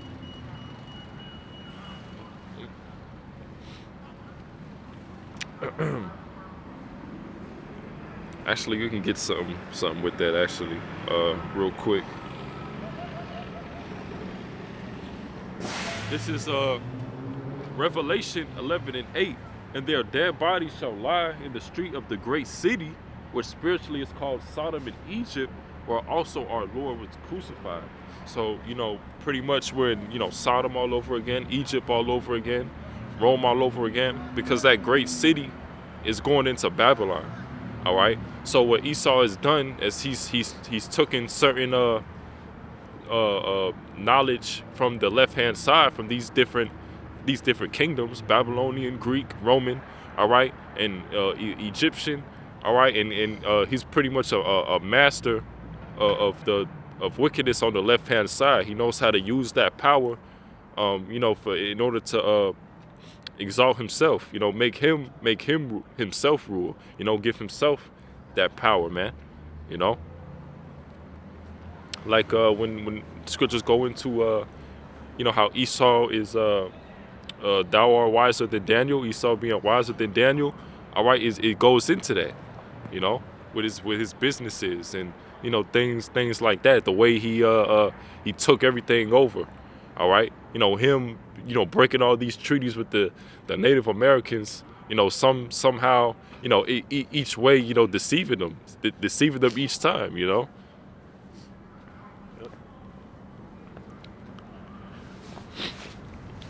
Got another scripture. This is Luke. This is Luke 21, and we can start at 32, or we can start up at 29. And he spake to them a parable. Behold, the fig tree and all the trees, when they shoot now forth, ye see and know of your own selves that summer is now nigh at hand. So likewise ye, when ye see these things come to pass, know ye that the kingdom of Yahweh is nigh at hand. So where Yahweh was prophesying, like for example in Matthew the 24th chapter, we're living in those times. All right, so we know that the end is nigh at hand. And it says, verse 32, verily I say unto you, this generation shall not pass away till all be fulfilled. Heaven and earth shall pass away, but my words shall not pass away. You see? So this has to come to pass. All right? The Lord didn't just say all these prophecies and, it's just never going to happen. Yeah, all right? just for the book to become outdated. To become outdated. That doesn't even make sense. When the Lord says he's going to do something, he's going to do it. The scriptures go into, a day of the Lord being, like 1,000 years. Yeah. Yeah. Hey, which is funny because a lot of people say, oh, it's outdated. When you really start to bring out the scriptures and what they say. Yeah. But what's funny is that the Bible is the number one selling book in the whole world, man. Yep. But yet these people still, oh, it's outdated. Nah, man, it's not to take seriously. Like, yep. The crazy thing too is like, I can understand it was outdated if the prophecies and everything that's in there wasn't still like living words and stuff like that. It's still all super relevant. Like everything in the scriptures is super relevant. Like it ain't nothing in the scriptures that can't be used and applied to today or to what's coming, man. These fucking crackheads fighting now. Oh my goodness. This is ridiculous. The spirit around here is just, man.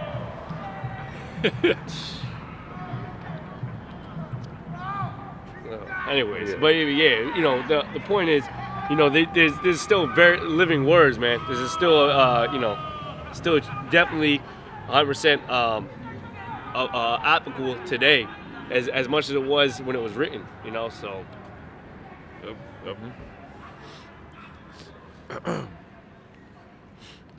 And it says, Luke 21 and 34, and take heed to yourselves, lest at any time your hearts be overcharged with surfeiting and drunkenness and cares of this life, and so that day come upon you unawares.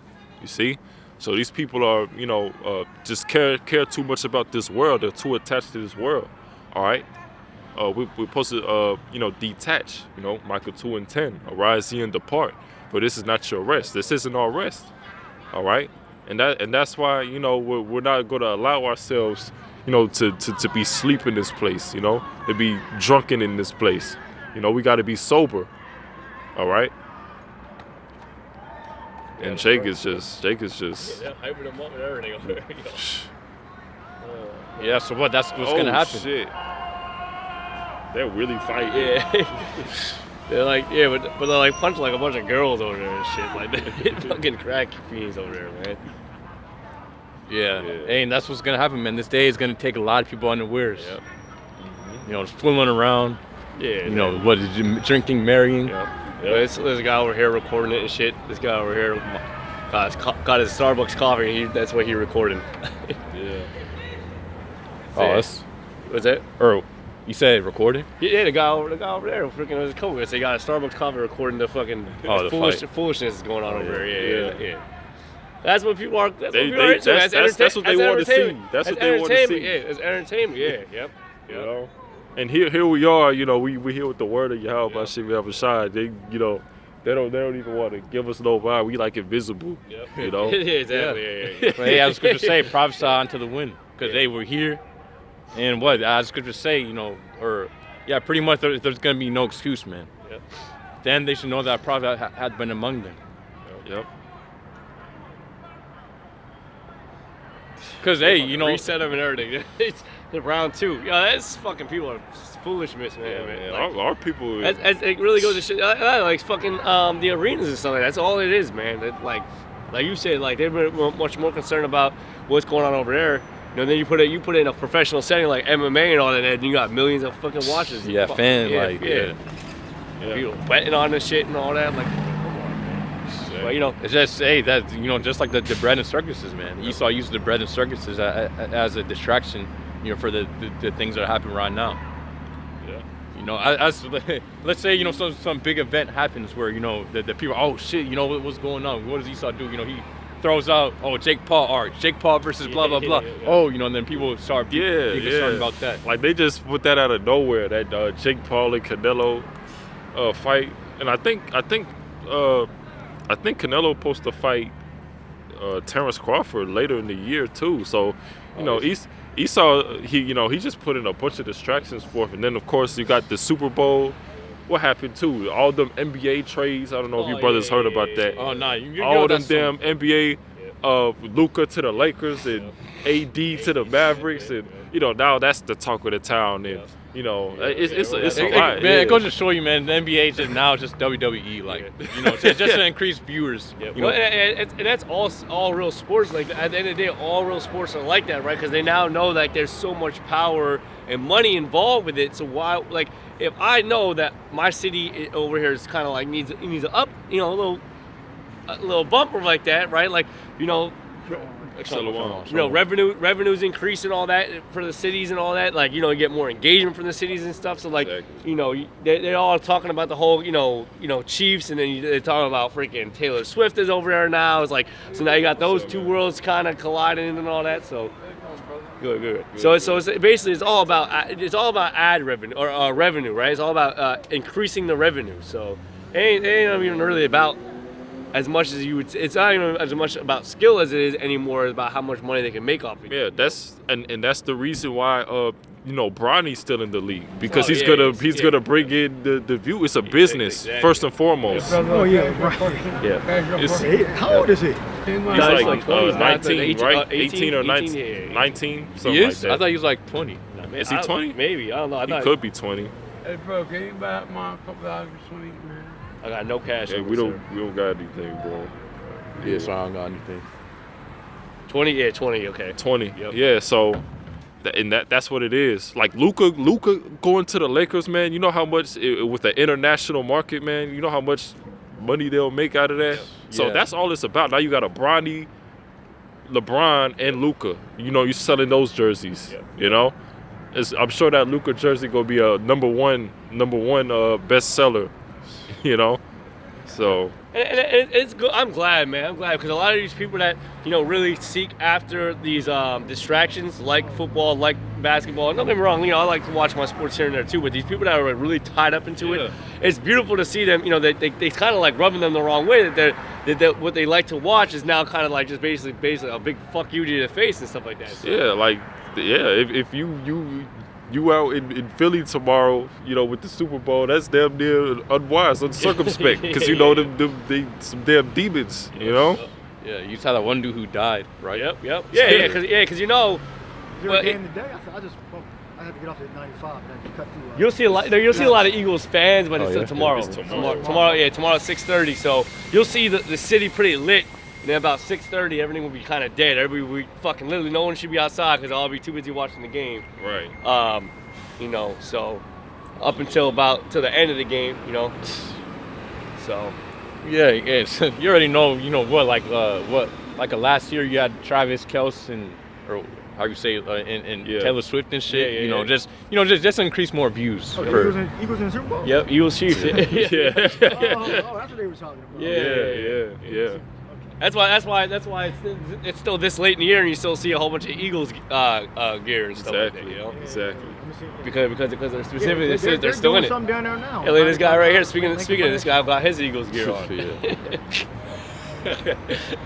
Yeah, man. So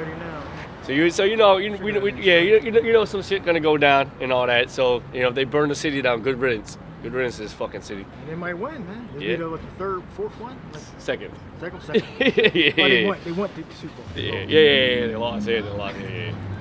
It will be like the fourth Super Bowl they went to since 2012 or 13 or something like that. 3 in the last 7 years. Did McNabb take them or? McNabb took them to the Super Bowl, yeah, but they lost. Yeah. And so yeah, what? So like, meanwhile, what? All these things are happening. What? Trump signing bills, or laws are coming to pass.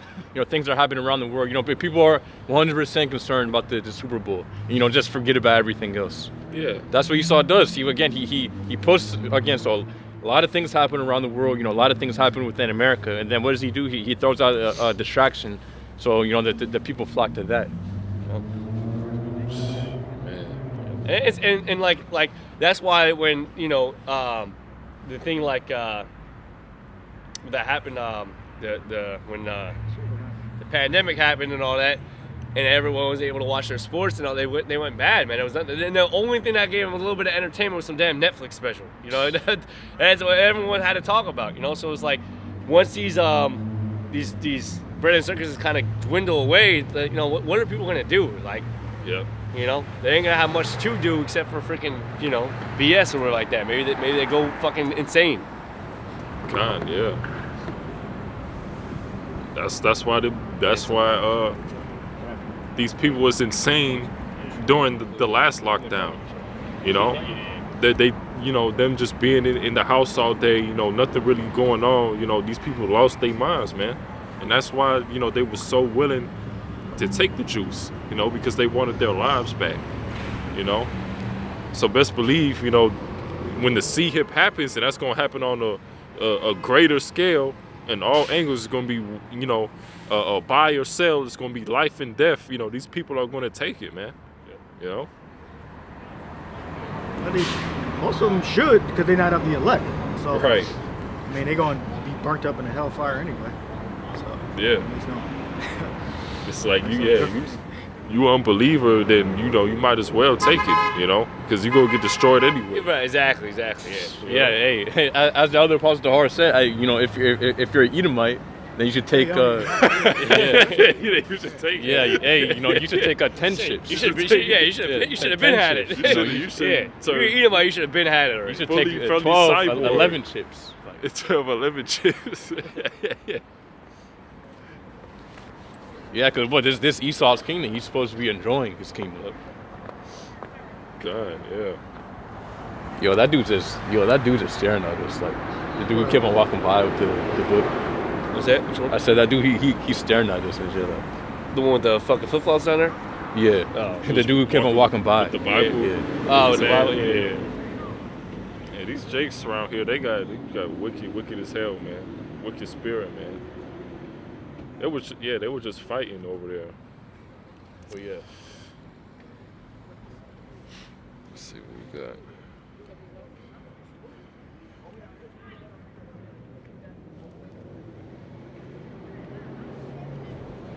I had a 2 Peter chapter 3 and 10. Or I can read it real quick. Yeah, go ahead. God, so it says, 2 Peter chapter 3 and 10, but the day of the Lord will come as a thief in the night, in which the heavens shall pass away with a great noise. Or yeah, it says with the great noise, and the elements shall melt with fervent heat. The earth also and the works that are therein shall be burned up. Yep. Seeing then that all these things shall be dissolved, what manner of persons ought you to be in all holy conversation and godliness? See, so everything's is gonna be burned up. You know, all this everything, man. You know, the Super Bowls, or you know, just again. So everything within America is gonna be burned up. That's the point. Yeah. So. Exactly. What mindset should we be in, and you know, what should we be focused on? Yeah. Yeah, that's a good point. You know, Yeah. How many Super Bowls your team won is it going to get you into the chariots, man? Yeah. exactly. Zechariah 3 and 8. I got precept real quick. Is Ecclesiastes 5 and 7 says, "Make no tarrying to turn to the Lord, and put not off from day to day. For suddenly shall the wrath of the Lord come forth, and in thy security thou shalt be destroyed, and perish in the day of vengeance. Set not thine heart upon goods unjustly gotten, for they shall not profit thee in the day of calamity." Nah, I don't know who that is. There you go. So don't make no turn to turn unto the Lord. Because the Lord's going to come with a fierce wrath to destroy. I got turned around, he just looked away. Oh no, it was I don't know where he went. He was had like he's right there. The blue. Yeah, with the blue. Oh yeah, down there. Oh yeah, that's him. The blue, navy blue.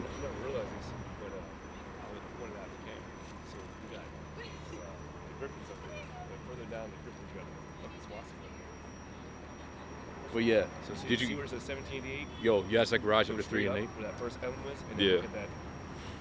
Well, Griffin. you can read. When he's I'll looking just at that finish swastika. real quick, I guess. But It says, Well, I mean, it's a- yeah. So this is what we're supposed to be doing. Again, so we just read how all of these things will be burned up. What are we supposed to be doing? It says 2 Peter chapter 3 and 12, looking for and hastening unto the coming of the day of the Most High, wherein the heavens being on fire shall be dissolved, and the elements shall melt with fervent heat. See, so looking for and hastening unto the coming of the day of the Most High. Yeah, and also, looking for and hastening is not just, waiting and sitting back for the Lord to come back. No, that's putting forth action and also doing the Lord's will. The scriptures say how pretty much what? That, we're not going to be saved just by saying Lord, Lord, but we're going to be saved by, doing His will. Ultimately, that's what the elect's going to do. That the elect of the nation of Israel, they're going to be doing what? Calling upon the name of the Lord and also doing His will, keeping His commandments, doing what He said to do. yep. It says, verse 13 of the 2 Peter chapter 3, it says, nevertheless, we, according to His promise, look for new heavens and a new earth wherein dwelleth righteousness. See, so that's what we're looking for. That's what we're concerned about. We're not, we're not hoping for, the continuance of this place. Yep. Zechariah 3 and 8. It says, Hear now, O Joshua the high priest, thou and thy fellows that sit before thee, for they are men wondered at. For behold, I will bring forth my servant the branch. Yeah, people they're astonished at what we're doing. That's the prophets. So Joshua was the chief prophet, priest.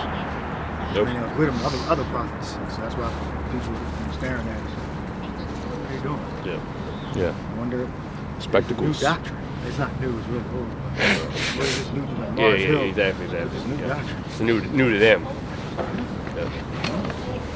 Definitely, well, the scriptures also say we're a spectacle to the world. Get that too. God made a spectacle to the world. Read that again. The branches Yahweh. Zechariah 3 and 8. Hear now, O Joshua the high priest, thou and thy fellows that sit before thee, for they are men wondered at. For behold, I will bring forth my servant the branch.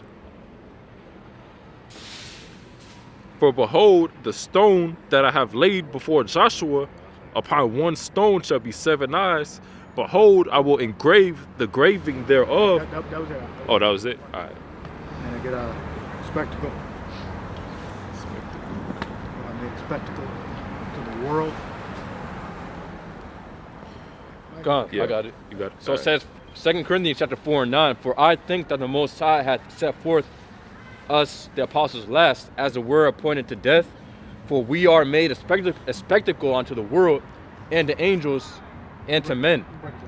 Yeah, so there you have it. So we're a spectacle. We have the sackcloth, we have the garments on. So, whenever people walk by, we of course, we look crazy. No, it's not Juju.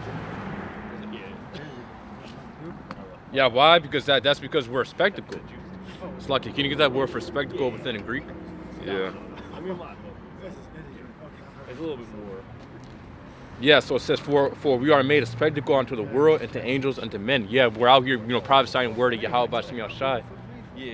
And guess what? Noah in his time, he was a spectacle, man. Why? Because he was building the ark. He was prophesying. He was foretelling that the flood would come. But guess what? The people, they didn't want to listen. So the one. You'll be next week, right? Yeah, Yahweh Shai back there. See you in a couple weeks. All right. So that word spectacle in the Greek, So they I are think she just thrown. likes you guys. Yes, hey, that's the spirit, man. Yeah. Spectacle, Yeah. spectacle. Hey, Look up spec. Yep. What's there? theatron. Theatron. It says a theater, a place in which games and dramatic spectacles are exhibited and public assemblies held. So basically, that's Yeah. There you go. Yeah. I got no beef jerky. It says a public show, a man who is exhibited to be gazed at and made sport of. Buffalo. Treat the real Yeah, people, and you treat know, buffalo. Slack, you can read that again? It says, all the way at the top or the last. Or yeah, just the point. It says a man who is exhibited to be gazed at and made sport of. Yeah, and that's what that's what people do. You know, they laugh at us. While all we're doing is prophesying the word of Yahweh Shai. Again, we're made fools for a Mashiach's sake. We got on the garments, which was the ancient apparel that we had on back then. So back then, the people wouldn't be laughing because they would be we're in the same thing. So what we got the sackcloth on. We're out here doing what the Lord told us to do, was to prophesy the word. Yeah, people are just walking by laughing, just recording us. Yeah, the knowledge that we have versus their plantation Christianity they teach, they might as well be atheists. The information they got is all corrupt. Nah, yeah. It's not, yeah. Because it clearly tells you that the Lord's elect are the Israelites. Yeah. And ultimately the real Israelites, all right? Not the little hat people. Peter didn't wear the little hat, all right? That's something that they made up later, None of the apostles wore it. The Messiah didn't wear the little hat, all right? The Talmud, where the hell is that in the scriptures? The Talmud. All right, the Talmud is against the Holy Bible. It's against the laws in the Bible. If you don't even believe in the laws, all right, it's against if you believe in the laws. If you're an Old Testament person, you only believe in the Old Testament. The Talmud is against the Old Testament, all right? And it's damn sure against the New Testament. All right? Yep. I got a precept real quick. It's Jeremiah 50 and the third verse. My people have been lost sheep. Their shepherds have caused them to go astray. They have turned them away on the mountains, and they have gone from mountain to hill. And they have gone from mountain to hill. They have forgotten their resting place. Yeah. That's our people. From plants, different religion to philosophy to Buddhism is not a religion. It's a way of life, and all. They're on that. They're not really on the. They're not centered around the Holy Bible. Yeah. Like I said before, they might as well be atheists. The knowledge they have is just completely corrupted bullshit. All right. What do they say? You're gonna burn in hell forever. That's fantasy. No one's gonna burn in hell forever. You're gonna be in torment forever. Well, you got the other nations in Esau. You'll be in torment for a long period of time, and you'll be in the fields. All right. With taskmaster standing over you. You're gonna have endless fields of fruits and vegetables, and Esau gonna be out in them. He gonna be out there. The heat of the day. All right. That was gonna be in the field, reaping, our superhuman fruits and vegetables. They're not gonna grow like they're growing now. Right? So Esau better be grateful for that. Well, he gonna have more work anyway. Yeah. Because the earth is gonna be blessed, Esau gonna have more work. Yeah, gonna have Esau. Hey, what So, me personally, I want just what the heathen, everybody else except for Esau, to be on my fields. But Esau's gonna be out on the outskirts, picking the thorns and picking all that, just putting in more weight, 100 times more work for Esau. Well, you might feel differently in the kingdom. Yeah, he might be on the ground, and you might just kick his ass over. Picking up some sweet potato out the ground, you might just kick him over. Yeah. You might get some enjoyment out of that, kicking him over or he got a basket full of stuff and just knock the basket over. And pick it up. Yeah, because we're gonna have that spiritual power, and as the scriptures say, whatever the heathen done unto us, we're gonna do unto them. So how much what Esau has done unto us, how much more are we gonna do unto him? Yeah. And with the spiritual power. And we're gonna make account for all the things. The Lord has already made account for every single transgression and sin that Esau has done against us. The Lord has made account of all of that. So all that's gonna come back onto him. Yeah, he's gonna have power, like spiritual power, to stay alive. Yeah. Because his flesh it's impossible for Esau to take that punishment and live. You're going to have the Holy Spirit in them, holding them up. You know, keep the chain. I sent the video with the iron, the yoke of iron and chains. Our ancestors wore during chattel slavery. They were heavy as hell. So our people had to be strong as fuck back then. They buried them fucking chain gang. They buried them chains around their neck, around their body, moving, you know, like working in the fields like that with chains and locks on them and shit. The ones that, you know, and being transported like that to different plantations had to be chained up and traded. Our people had to be strong as fucking hell. Yeah, it's some pictures of the slave. You know, they look ripped and stuff. Like some pictures. Yeah, that's what the NFL and NBA. Yeah. It's the auction block. The old auction. That's where they those same genetics is the same genetics, right? The sports, all of the main sports in America is the same. It's the same genetics. Yeah. The draft pick and also the trades. You know, the trading, the like trades, the trading. Yeah. Oh, I got a valuable asset. You know? Yeah, they are actually. Oh yeah, hey, he's gonna make a lot of money, man. Like, Yeah, you see? Who own a lot of them? It's a lot of little hat people. Exactly. Not all of them, but a lot of the little hat people own baseball teams and the football teams, teams and basketball teams.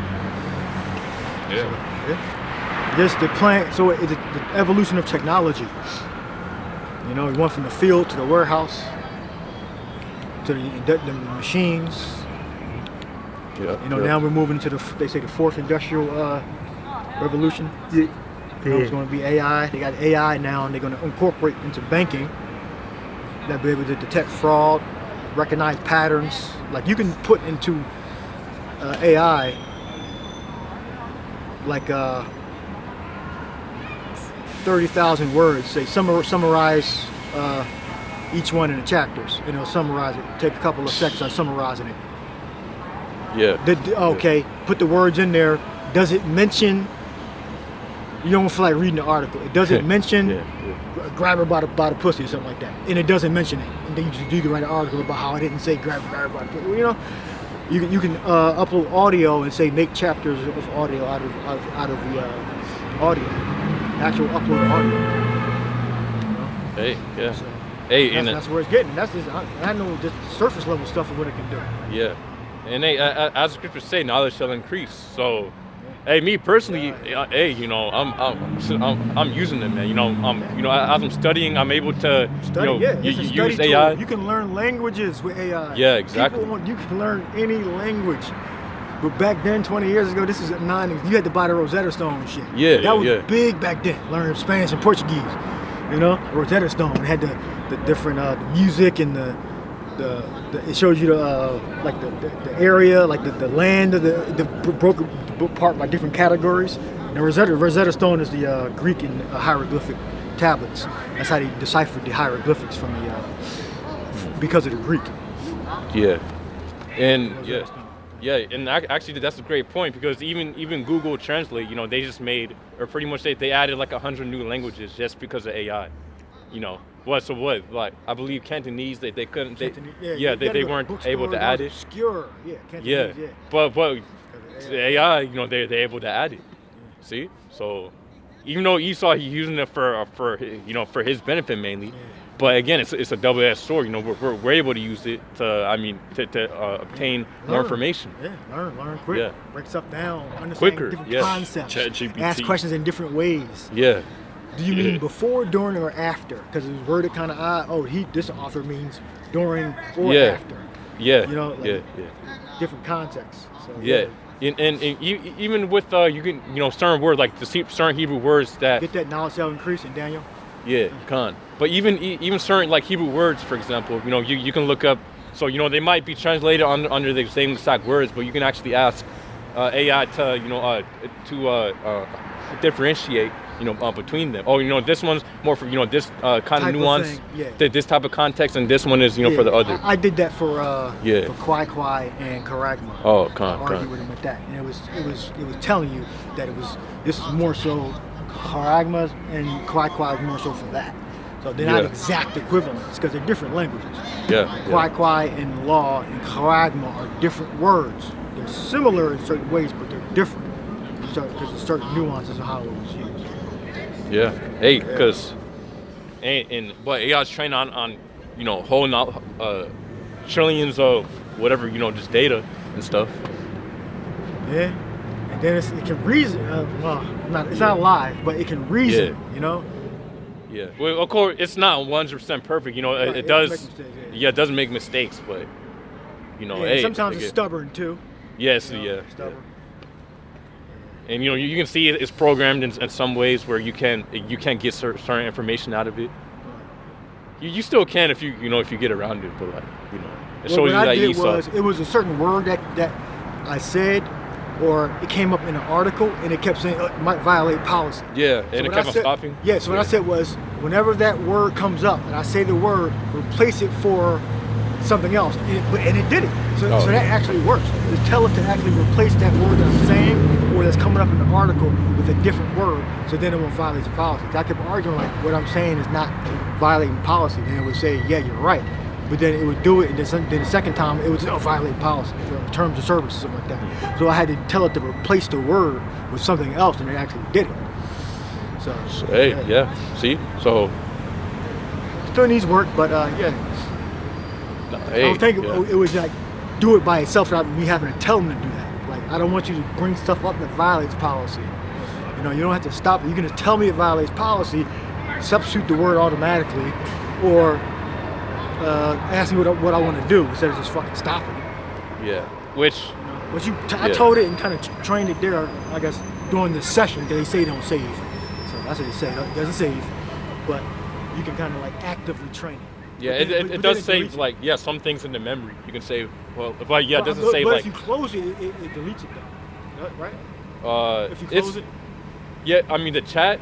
Or if you end the chat. I'm not sure, but it's like you can actually go into it. So like. I see you say memory update, but like that's the thing. If you actually go into settings and like you go, it's something called like I think memory, and then it'll show like a whole bunch of things that you told it. Oh yeah, on the side, the left side. Yeah. No, not even like the history. Like you can go into settings and then you can go into memory, and then it said, okay, he likes this, he likes that. Like okay, he believes that. He believes. It says that. Yeah, I may have not have saved it probably. That's fine. But yeah, it knows what I'm doing. Yeah, like I'll bring stuff. Yeah, so what they pretty much use that as like a cache. So cache. To pretty much conform or what's up. I'll answer your question more. According to how you think, whatever. Yeah, like if you want to make a video on something or you're about to do something, you tell it that to save this or because I'm gonna bring this back up later or something like that. Yeah, which did you already read it? No, I ain't read it yet. Yeah, you can read it. All right, this is Daniel 12:4. But thou, O Daniel, shut up the words and seal the book. Even to the time of the end, many shall run to and fro, and knowledge shall be increased. Yeah, knowledge shall be increased, and so we're here, and also, so of course AI does have its benefits, but obviously Esau's using it for wickedness, man. So Esau using AI, and people, pretty much most of the people are using it. They're able to build a whole entire profile. Based upon what you tell AI, so that they can make a lot of money. And if you go into the terms, predict market crashes, recognize patterns you may not be able to see normally, navigation. Maybe you can have AI guiding missiles. Predict the patterns, recognize patterns, what was more likely to go which way. Oh yeah. Predicting outcomes of wars, things like that. Yeah. And I believe how many terrorists are in America now? You keep training it and say, well, they're more than likely going to gather in this area. Yeah, and I believe AI, or what's it called? Oh yeah, even China, they're able to pretty much. Or you like can download that, right? Yeah, you can download it. They saying don't download or something like that. Yeah, because or else like some type of repercussions if you download it. But why did Apple advertise this shit? I don't even know what's on the U.S. App Store. Yeah. But China, I believe they're able to pretty much differentiate between people. They're able to identify people just how they walk. By using AI, if I'm not mistaken. Did you see the new one they were rolling out?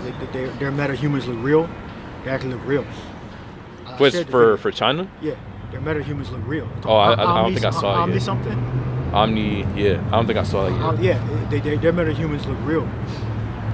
I shared it a couple of, I think it was in that video. Oh, I didn't even have it checked. Yeah, but I shared it. Their China's models look real. Just look for it real quick. Omni something. That's why they're creating all these laws and guidelines. Like you have to declare whether it's AI, because it's getting so good that it just looks indistinguishable. Yeah. Except for you have to run it through a computer, and then maybe the computer can figure it out. But for the human eye, it looks distinguishable. Yeah. Indistinguishable. Yeah. So I believe it's, the company's called Omni something. Yeah, it says Omni-Human. I see the video you sent, the YouTube link. So it's called Omni Human, but the name of the actual company. Oh, let me see. Yeah. So they're calling it Omni Human. That's English though, right? First Deep Seek Now Bite Dance. Bite who? That's the company. Bite Dance. Oh yeah, that's the AI. That's the right? company. Yeah. So they have their models. They look indistinguishable.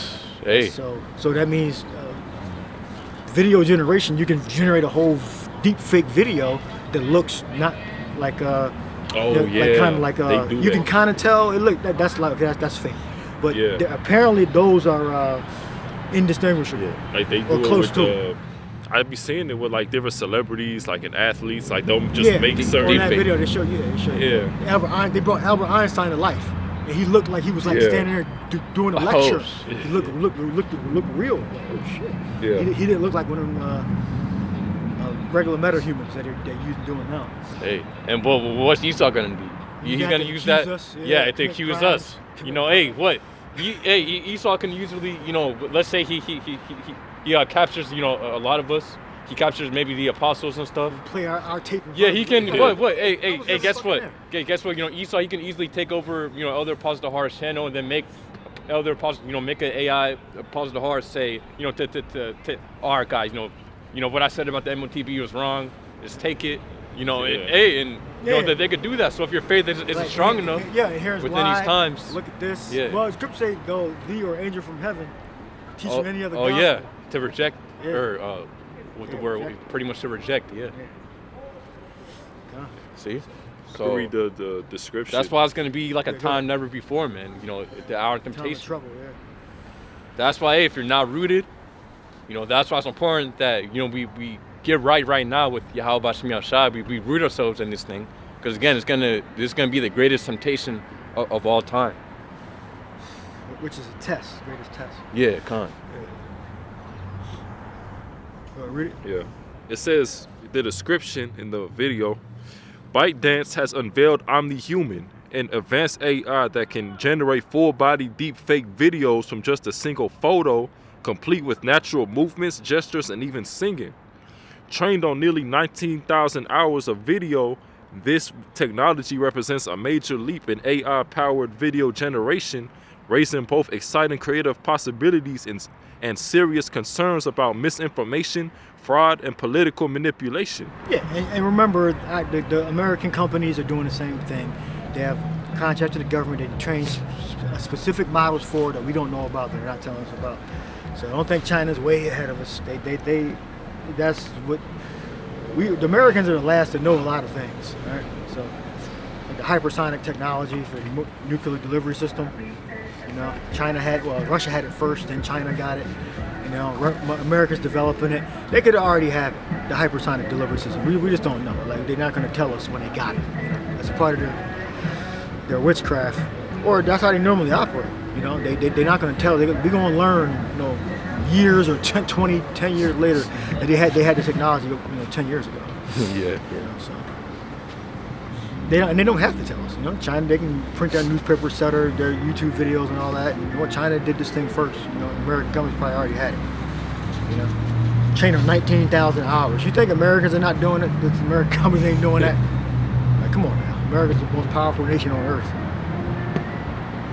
Innovative. A lot of the world's technology came from America and Germany and Britain. They're definitely working on it. All right? Great inventions came out of America. So definitely America's going to be using AI. All right? American companies, I'm saying. Did you Yeah. Daniel, read to and fro, knowledge shall increase. God. So Yeah. I got next the one. angel from heaven. Angel, yeah, read it. So it says, Galatians chapter 1 and 6. So it says, I marvel that it says, like, you are so soon removed from him that called you into the grace of a Mashiach unto another gospel, which is not another, but there be some that trouble you and will pervert the gospel of a Mashiach. But though we or an angel from heaven preach any other gospel unto you than that which we have preached unto you, let him be accursed. Be a curse. So Yeah. You ain't supposed to listen. So we're rooted and grounded on what we believe. So it's impossible for us to be deceived by someone changing their mind on something. You know, they could have a whole bunch of brothers together. You know, they can kidnap 5 brothers, a whole camp. Right? Yeah. Do AI Hold 'em. scanning and stuff. Yeah, like, and just hold them or put them to death and just have AI out there doing the videos. yeah. Or have them in prison. Gotta And be then had safe. the AI doing the videos for like weeks.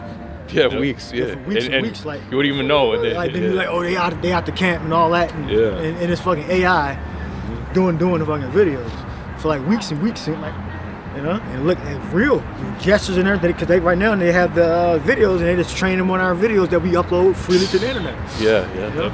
Like back in the day, we used to say about Facebook, like you're giving them all your information, you're giving them all your information, your friends and all that. But we're doing the same thing now with YouTube. You know? Yeah, you know, Because this, back yeah. then, you know, it was kind of, you know, frowned upon to have certain, you know, certain accounts. Not now, really, but back then. It wasn't like an order or nothing like that, but, you know, like, give them all your information, you know?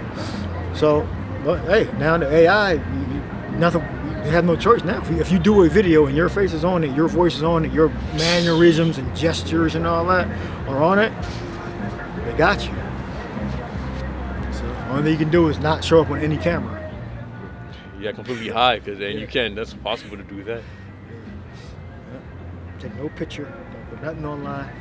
Yeah, we're walking on public with a hood on and ski mask on all day. Like, And then if they got access to the, y'all know about Pegasus? yeah, I heard about that. Pegasus. Spyware. Yeah. Like, So apparently this Pegasus program, Israeli made, Mossad, they're all playing a really sick game with this technology, because they sold the spyware to Saudi Arabia. They're supposed to be enemies of the state of Israel. So they're playing a really sick game. yeah. So now they have powerful decrypting software. They can break into allegedly any encrypted hardware or software. Alright? So they can get to your iPhone. They can get to. Then they said the FBI brought it but didn't use it. Like, this is stupid. Yeah. Like, come on. I believe that the Pegasus was just a front, because before Esau gets Psalm 64, Yeah. make their own tongues fall upon themselves. I think that was just a front for a different, like, stuff they're already doing. Eric Snowden brought that out. He defected to Russia. He was telling us how the government can get into all your devices and all that stuff. You know, I think Pegasus was just a front, and then the little people happen to bring it out for what they're already doing, but they're under different names, under different technology. Remember, this devil is cunning. Okay. Pegasus is not the only program that can do this stuff. All right? No such thing as secure networks anymore. Yeah. If there ever was. It probably never was. But on a certain level, you had to have like you or I, they don't want our cell phone and computers until we're labeled the T word. Yeah. You know, and then our phones become priorities. But local law enforcement don't need that level of technology to get to cell phones and laptops and all that. But when they upgrade it to the T word, then if they hand it over to the right agency and they really want it, they can get what's on it in your phone. They can get what's on your computer. You know, I think it's so advanced that if you even plug it up to, let's say, police department database, if the police department is connected to another database and that database is connected to a Pegasus-like program, I think they can get all that shit. Yeah. I think that's possible. You know, and Yeah, the local definitely, police yeah. department don't even have to be directly connected to the Pegasus-like software. You know? Yeah, pretty much, one of them higher up offices, you'll be able to have access to that. Yeah. Security clearance, high-level security clearance. There was another article I read about Pentagon, the child P, got found on Oh yeah. the Pentagon's Yeah, computers. I heard about that. And most of those cases are classified. So you don't never know Yeah. who had it on their computers. They purchased and downloaded child P. And then they classified 99% of the people that got high level security clearances. This is what's reported. So what the fuck are they doing in there? They purchased and downloaded. Okay? High level security clearances. So I mean, there's some real sick stuff going on with these so-called officials, and they get away with it. So that proves that we're not equal. Yeah, not in trouble. We're not equal. If we get caught with that 8,400 images one guy had, we don't know his name, we don't know if he was prosecuted, all classified. And not as trouble as other men, or however the scripture, right? Paraphrasing. Yeah, we're not in Psalms talking about. Yeah, I think that's in 64. Yeah. We're not in trouble like other men. But go ahead, read Psalms. This is Psalms 64, and we can start at 2. It says, hide me from the secret counsel of the wicked, from the insurrection of the workers of iniquity. Yeah, well, that's one of their demonic shapes too. Coincidentally, yeah, the Pentagon, the five sides, right? 5 sides, yeah. Penta, it's five. Penta, Yeah, that's one of their the demonic shapes and pentagram numbers they use. stuff. You know, Pentagon. 5, 6, 6, 6, 6. Yeah. Yeah. Like what's the whole point for your whole base to be shaped as a A real pentagon? artsy architect was just one day he just decided to wanted to make it 5 sides. Yeah. That's like- some demonic ritual they did. Yeah, you know how is that practical? You know, a practical construction. And they were saying when the Pentagon got hit with one of the planes during 2001, that it destroyed some critical files in a certain part of the building. And when the towers fell, they said that was all pre-planned. They hit the Pentagon with a plane and the towers with a plane. So they hit a critical. That's one of the theories I heard. That they hit a certain part where they needed to get rid of some information there or something like that. Oh, so apparently this isn't backed up information, you know. That's what they back it up around different servers. So apparently, Right, so it's redundant. So Yeah. if one goes out, then the other one picks it up, and if that one go out, it would have to be a massive failure with I think like 70% or more for it you to lose data, something like that. Yeah, because this is the Pentagon that we're talking about. But yeah, that was one of the theories I heard about. But continue. Psalm 64 and 3. Who wet their tongue like a sword and bend their bows to shoot their arrows, even bitter words, that they may shoot in secret at the perfect. Suddenly do they shoot at him and fear not. They the encourage. perfect, of course, us, the Israelites. You know, what Esau's main target is our people. Psalm chapter 83. You know, the other nations are confederate against us, or with one another against us. You know, so all these other heathen, they're in line with one another to destroy the Israelites. But you know, of course, you know they're not gonna have that as breaking news. You know, put it out on the top. You know, they're gonna keep it secret. Main like or of course, you know they want it to seem like they're with everybody. They want to create just where everybody's together. But really, they're against our people. That's what Psalm chapter 83 says. And I mean, it shows why, because everywhere you go, our people are at the bottom. We're treated the worst. And literally, what the system is designed against us. Yep. Yeah, so Psalm 64 and 4, that they may shoot in secret at the perfect, suddenly do they shoot at him and fear not. They encourage themselves in an evil matter. They commune of laying snares privily. They say, who shall see them? They search out iniquities. They accomplish a diligent search. Both the inward thought of every one of them and the heart is deep. Yeah. And also, I believe every single Intel and AMD CPU has a secret. I forgot what you call it, but it's pretty much Log or something? yeah, it's like a what's it called? pretty much it's like a secret compartment. Like nobody knows what it is, nobody knows what it does, but apparently it's super encrypted or whatever. And as soon as you plug in the computer, you know, it turns on. So again, it might be a log or something. Yeah, and Log certain yeah, information. When it senses yeah, exactly. certain type of data, it'll log it. Yeah, exactly. And every single Intel and AMD processor has this type of thing within it. You know, so as soon as you plug in the motherboard, you know, to it, and it gets power, you know, this thing turns on. And if the Ethernet's connected to the motherboard, then, you know, who knows what it does. And again, you know, this is highly classified. You know, nobody knows what it does. See, so showing you that the heart is deep for Esau. Esau is able to do, again, so what they search out iniquities. They accomplish a diligent search. So, hey, you know. Yep. Verse 7, but Yahweh shall shoot at them with an arrow, suddenly shall they be wounded. So they shall make their own tongue to fall upon themselves. All that see them shall flee away. Yeah, and even that in itself, AI is falling, you know, making Esau, his tongue fall upon himself, man. You're able to ask questions to AI, and this is literally able to expose what Esau's doing.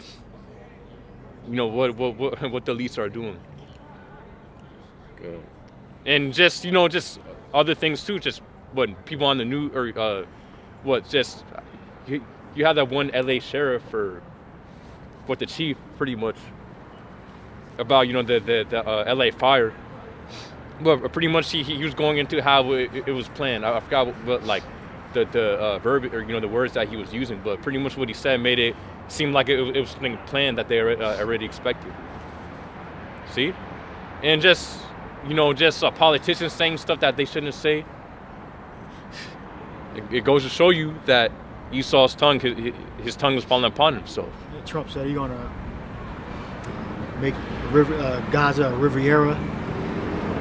It's too much debris for them to live there. So it seems like, well, you want to repopulate the area with what he said. What a spokesman said, repopulate it for all. Well, rebuild it for all peoples in the region. Well, there was only one people there. That was Palestinians. So how's it going to be rebuilt for all people in the region? So that was a cryptic message. Yeah, showing that they want to conquer the land. Yeah. So we'll see what he actually does. All right. I think we can end it there. In there, John. No, yes. That's it. All right. Hope y'all edified. So long.